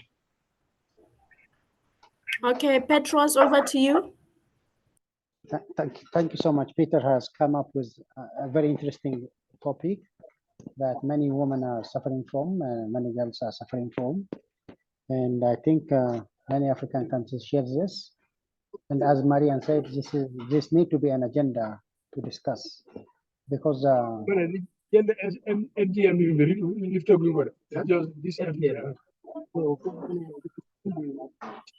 Then go send to the committee. yeah, so someone is interrupting me anyway. Adama, may you please wait for Petros to finish up first? Okay, all right, no problem.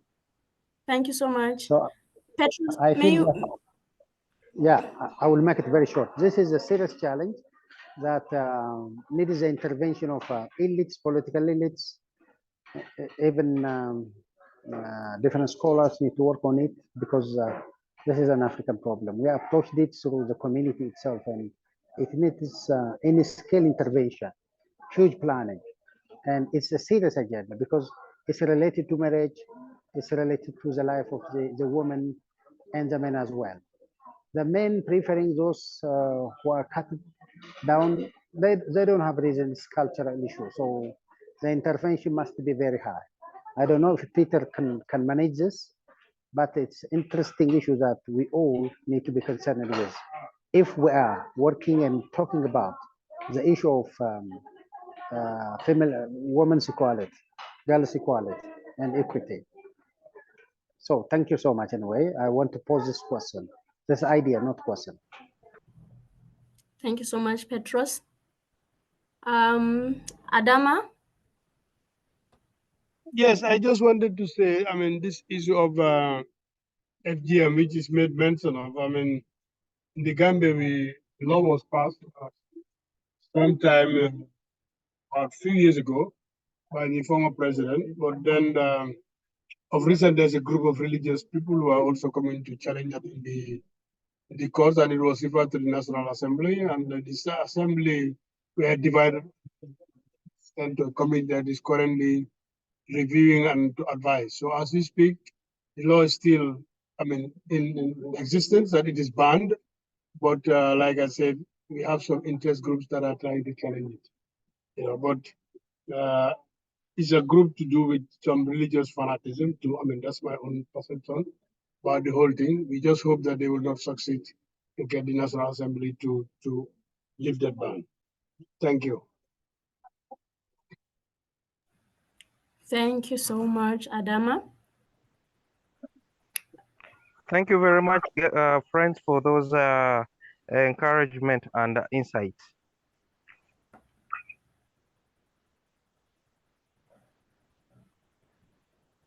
Anyone with a point of view? Or maybe we can continue with Maleshwane Rapulo. Is it supposed to be Maleshwane first or Phyllis first? Phyllis, may you please continue with your presentation? Because you stated that you are having the network problem due to floods, and I think we have to start with you.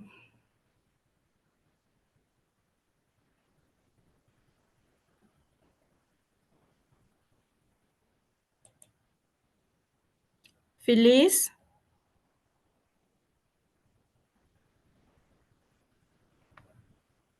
Can you hear me? Yes, yes, I can hear you. Okay, please, over to you, ma'am. All right. This is Phyllis from the Minister of Education, Kenya. When we said that we come up with an action plan, I saw after our encounter in the course that probably one way we would address the issues of gender responsiveness is by relooking our policy, our gender policy in the education sector. So what I came up with was that English chef showed me the first yes. What I came up with was that I strategized to review the gender policy. And in my mind was the idea of if we can strengthen the systems, we will be able to respond and then have effective and impactful systems in place that can respond to the gender issues that we are seeing even in our country. And so thinking through, because that was like some 2 quarters or so, I was thinking the first step that was, because I sit in the Directorate for Policy in the ministry, I was thinking that it can be an appropriate intervention to undertake, because it is one of the functions that we need to perform, developing and reviewing of policy. So I picked the review bit so that we look at the gender policy that we have. It is one of 2015, and this will be, it is actually a good area because it was aligning to our work plans. Most of the work plan 2024, 2025, not 2023, 2024 work plan. The There was also that bit of policy development and review. So I was seeing it is an opportunity that I can use, and I will look at the existing policy of 2015. That was actually developed way back before the Millennium SDGs, which are very important. So, Phyllis, yes. I'm sorry, Phyllis. May you be firm on one position because you are not audible enough. You appear and disappear. Yes. May you please be firm on one position so that we can hear what you're saying. Sorry for that. Thank you. You can continue. Yes. I was leveraging on the work plan of 2023-2024 that were developed, and one priority was develop a review of policies. And the 2015 policy that was the gender policy, in which desk I sit, it was actually due or overdue for review. So I felt like I can look at it, we can relook and address the gaps that they are in, also in line with what we have been learning. So the issue that I would be addressing would be in order to effectively address the issue of access and equity among boys and girls, and especially girls.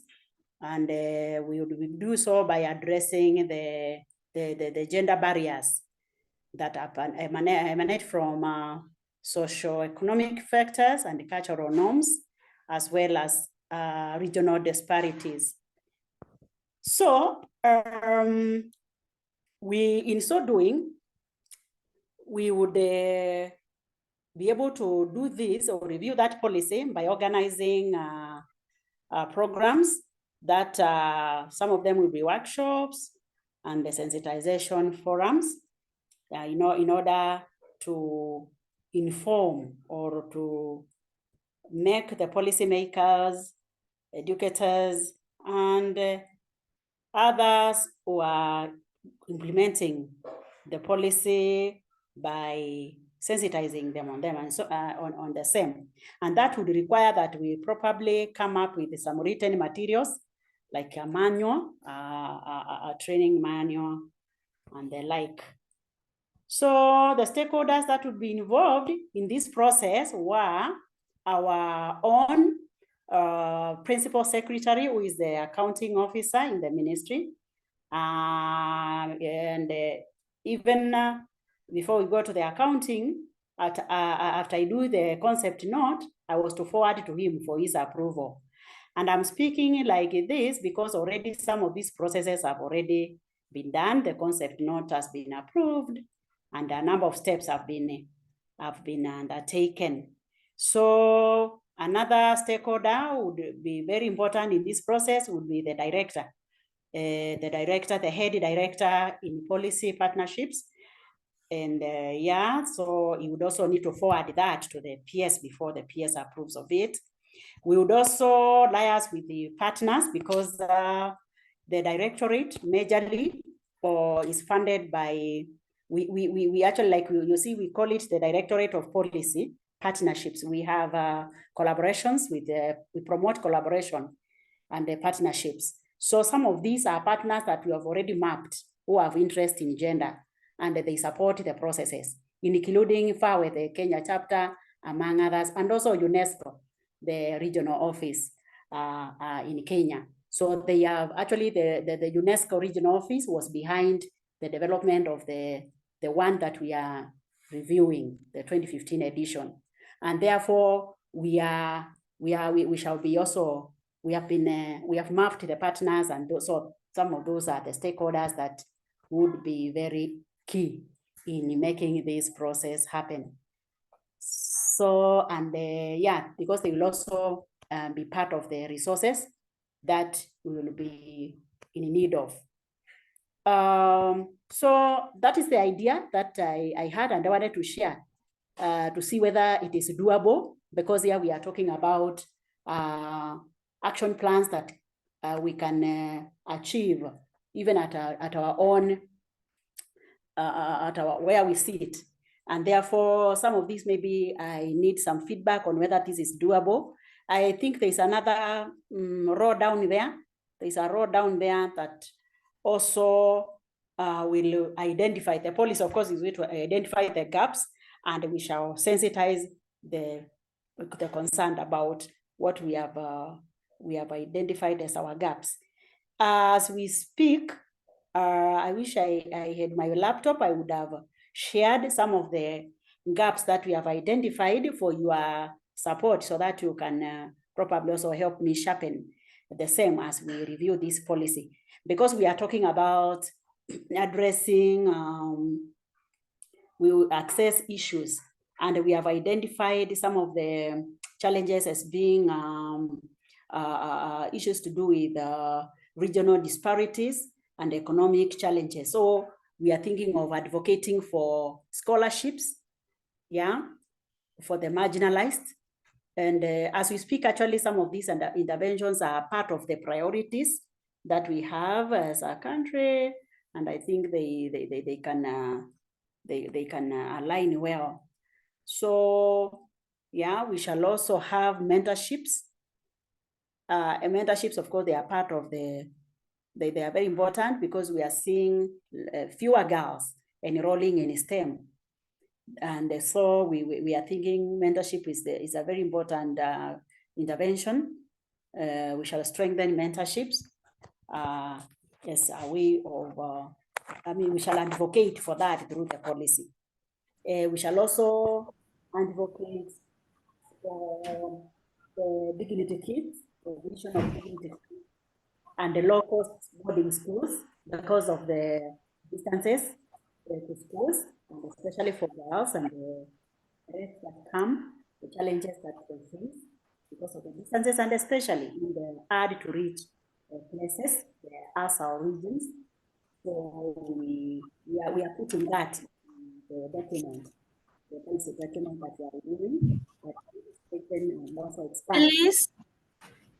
You're now disappearing again, but I am urging that maybe you wrap up, because your time has been over at 4:10 and it's now 12 minutes past 4. May you please give up a wrap-up sentence? Thank you. So the idea is to view the gender policy in order to capture or to bring on board some of the gaps that are existent, that we also learned through our course, and some of those that I have just identified in these interventions. So basically that, the view of the gender policy in the Ministry of Education, we have done a concept note, we have mapped our partners who can support this process, and we have appointed a technical working group, which is not agency. Thank you. Thank you so much, Phyllis. Any comments? Can we say Phyllis' work plan is smart, colleagues?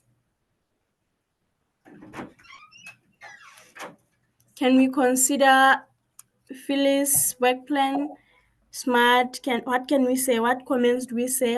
What do we have? Any questions?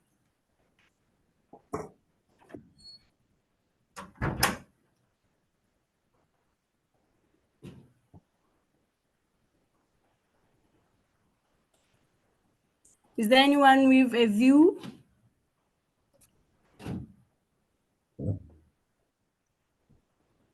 I see a hand up from Sarafino and from Sekalakele, but I'm not sure if they are new hands or old hands.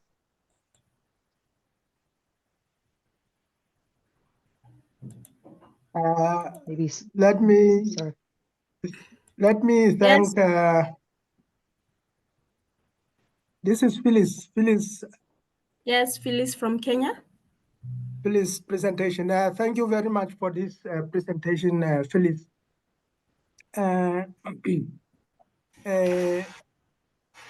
Just by filling all these these columns here, that is a very good effort. But let us go specifically into details of these columns. By looking at the magnitude of the task or the actions here, looking at the policy level, policy will take some time. even be beyond the module time, I believe. So I would suggest that you look at something that will fit into the time of the module that you'll accomplish. Even developing guidelines and manuals, I think it's a mammoth task. It's too big. Maybe actions leading to the development of the modules, maybe fit actions for the purpose of this module. Or maybe taking a participatory workshop while you are preparing for policy, gathering ideas for the policy. That would be an idea that will fit into the module time. That would be my suggestion. That is, this plan is too big for the purpose of the module, according to how I view the actions for the purpose of the module. Meaning that the policy is okay if it is a continuation of the action within the module. Then you can continue doing the policy. Thank you very much. Thank you so much, Mr. Hekwa. In my view too, I think this is broad. Phyllis, this is broad. It can take longer time to be achieved. So I think maybe, in my opinion, I think maybe you can select a doable thing, the thing that can be easily achievable, that can be achievable in a short period of time, or maybe if you, yes, the thing that can be easily achieved and be achieved in a short period of time.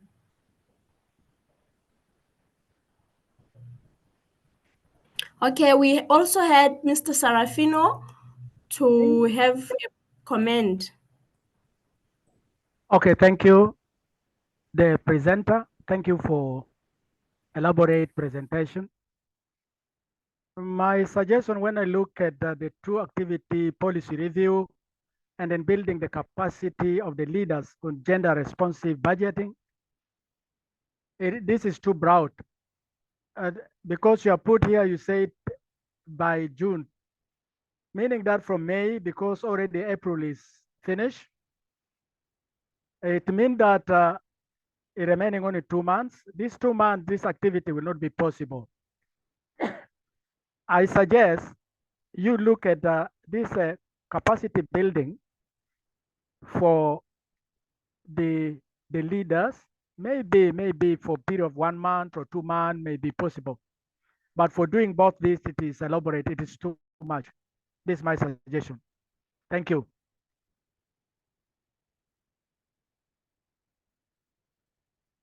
Thank you so much, Mr. Sarafino. Phyllis, what can you say from what you've just been told? Yes, thank Do you. you have any comments? Yes, thank you. Thank you Okay. for I actually concur. And that is why I even put it in the chat that I know I need to review the idea because I saw from the discussions that I was too, it is broad. So I really concur.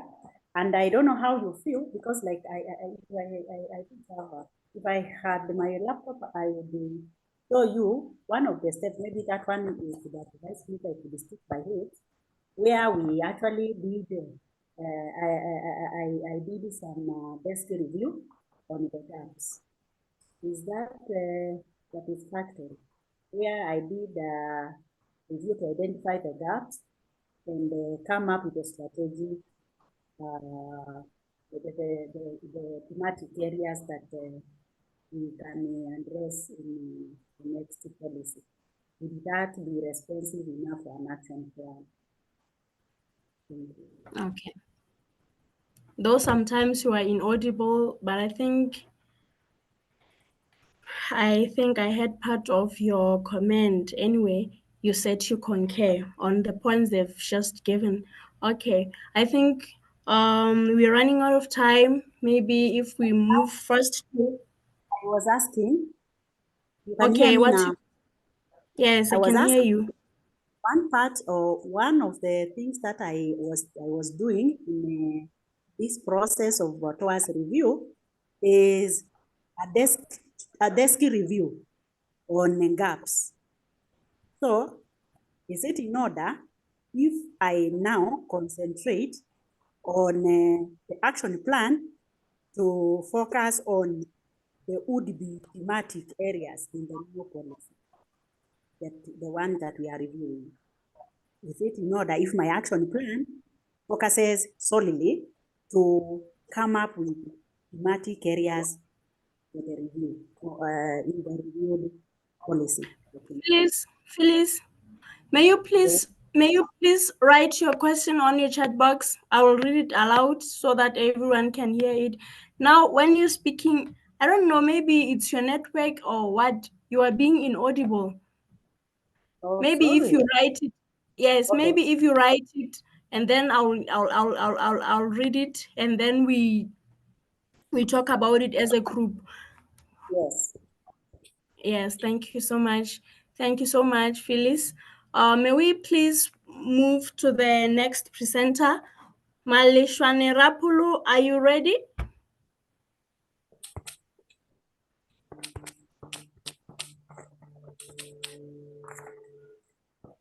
Phyllis, may you please mute your mic? Phyllis, thank you so much. Maleshwane Rapulu.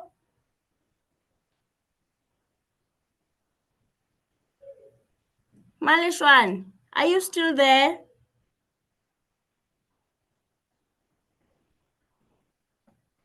Let me see. Yes, she's still here. Maleshwane, may you please unmute your mic?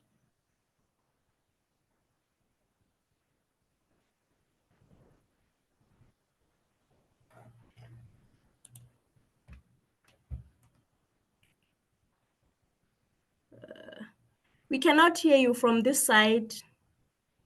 Yes, I realize that you have unmuted your mic, but we cannot hear what you're saying.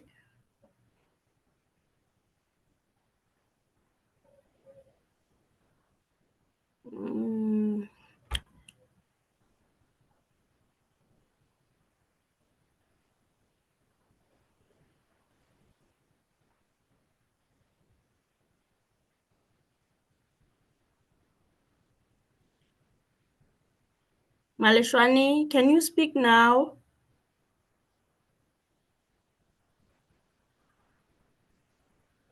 It seems Maleshwane is having a problem with maybe her computer or maybe but what I can see is he's not being audible. We cannot hear what she's saying, but the mic is unmuted.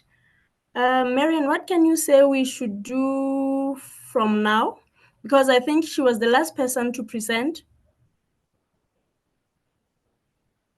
Yes, Matsudi, Marian? maybe we can. Yes, can you hear me? Yes, I can hear you now. Yes, maybe we should just give the group 2 minutes to make any final comments before we wrap up this discussion. What do you think? 1 or 2 minutes just to give any final comments, any final next steps to the whole group? Okay.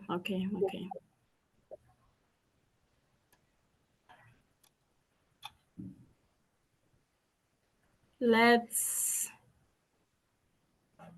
Are there any suggestions we can have? Let me see.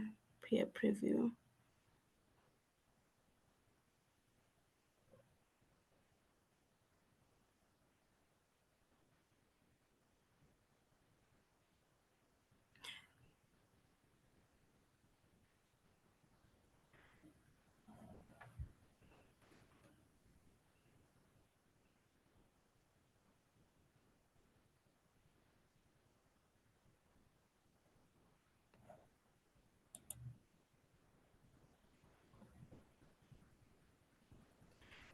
Okay, let me read Phyllis' comment. She wanted to ask a question, but we were having a problem with her network, maybe because she was inaudible. Oh, it says, is it in order if I focus on doing a desk review on or would be the gaps in education to inform the review and come up with the policy thematic areas? So our colleague here needs an advice on the action plan. Can we please comment on what she has just said? While we are waiting for Mema Lishwani to connect to audio, but I think she's having a technical problem. I don't know what is it about, but we cannot hear her at all. May we please talk of Phyllis' question? May we please help each other to answer Phyllis' question? She wants us to advise her on on how to move forward with her action plan. As we have mentioned that it is too broad when she needs to make policies and so on and so on. May we please comment? May we please have a say on what she is asking?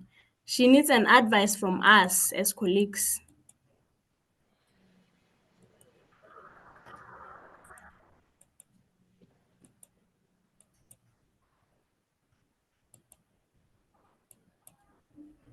Is there anyone? And I find that some people maybe have left. We are left with only few participants now.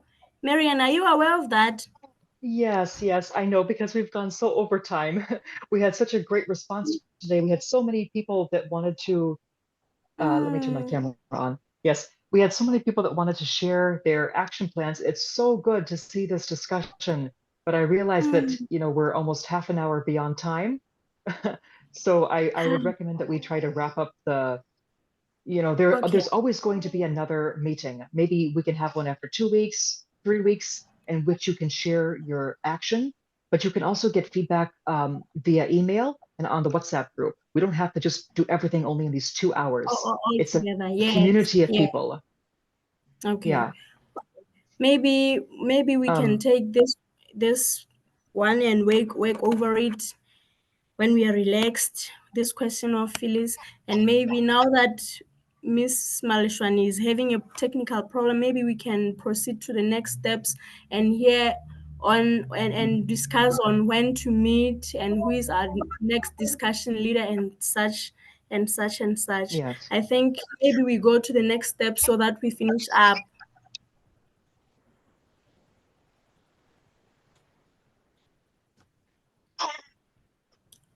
Okay. Over to you. Okay, Marian.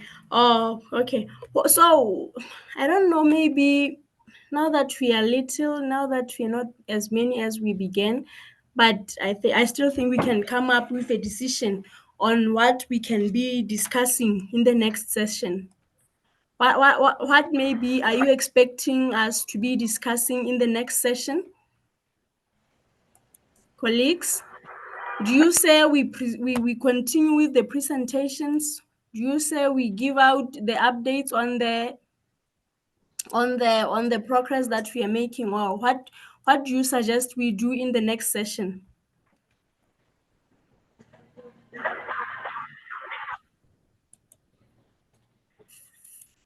Phyllis? Yes. Your mic is on. You wanted to say something?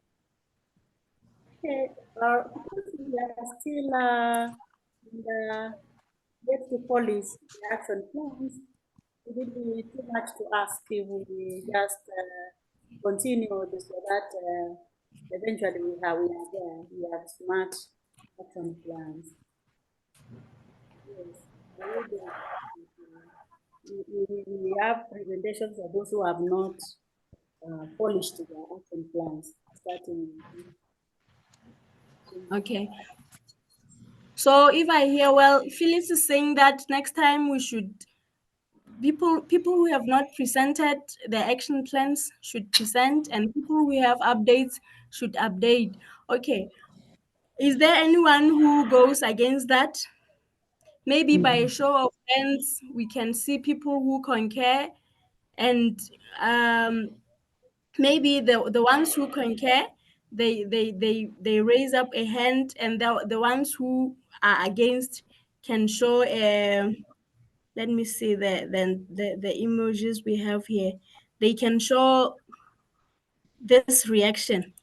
If you are against, maybe you show the wow reaction if you are against, and if you are okay, Phyllis thumbs up, she's concurring with it. Who else concur with the point Phyllis has just raised? We present and updates and give updates. Do we all say that? Okay. And I think we can also do that. So we move to the next point, whereby we are giving out the suggestion on time and date of the next session. Which dates can be appropriate for the next meeting?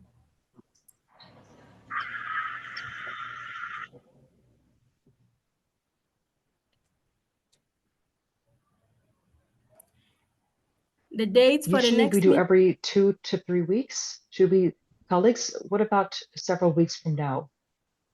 Maybe is the 25th today. We have the 2nd of May, 9th of May. Between the 16th of May and 23rd of May, which one can be appropriate?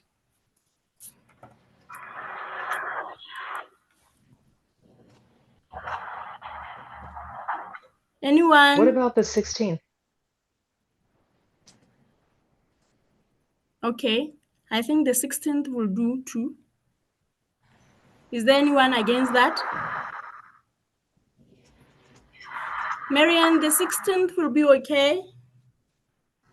And we meet same time, 2 p.m. or 3 to 5 p.m. Okay. Central, okay. Which is 2 p.m. here. Okay. Hello? This I hear Hello? someone's.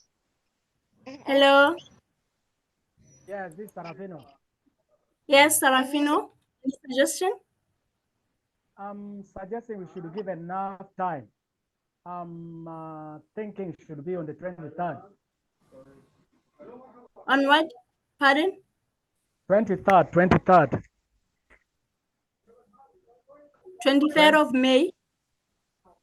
I suggest, yes. That is my Okay. suggestion. Okay, still no problem. And can we have any volunteer who will be our next discussion leader?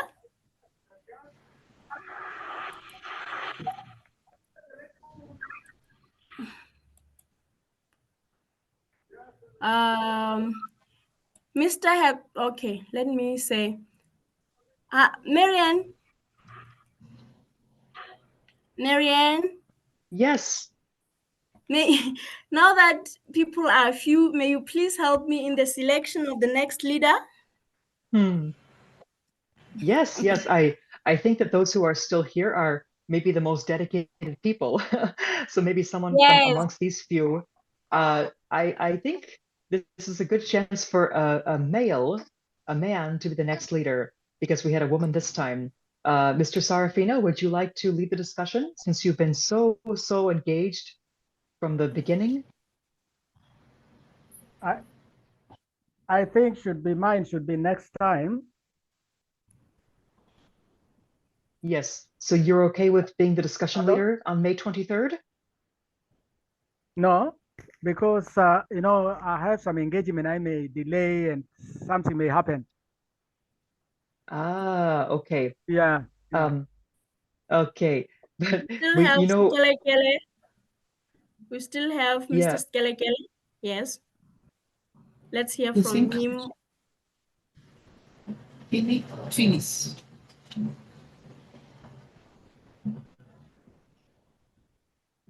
Sikalekele, are you willing to be the discussion leader next time?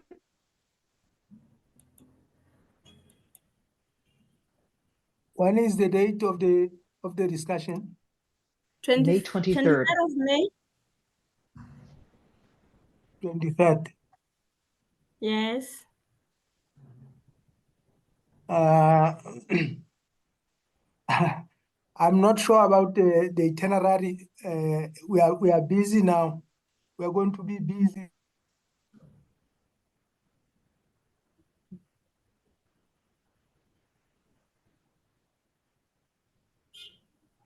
Okay. Yeah. So, This one is tough. yeah, maybe we can just take a break for today. Let me pose the question in the WhatsApp group and also on Okay. the in the email to see who wants to be the Email. discussion leader. We have to pick Okay. somebody. I'm not going to lead the discussion. It has to be you. It has to be you. Can we just give a round of applause? You did such a wonderful job today, Matsulisto, and you shared your plan. And let me just open it again to show everybody. You began today by sharing your plan, and you've come a long way in improving it. So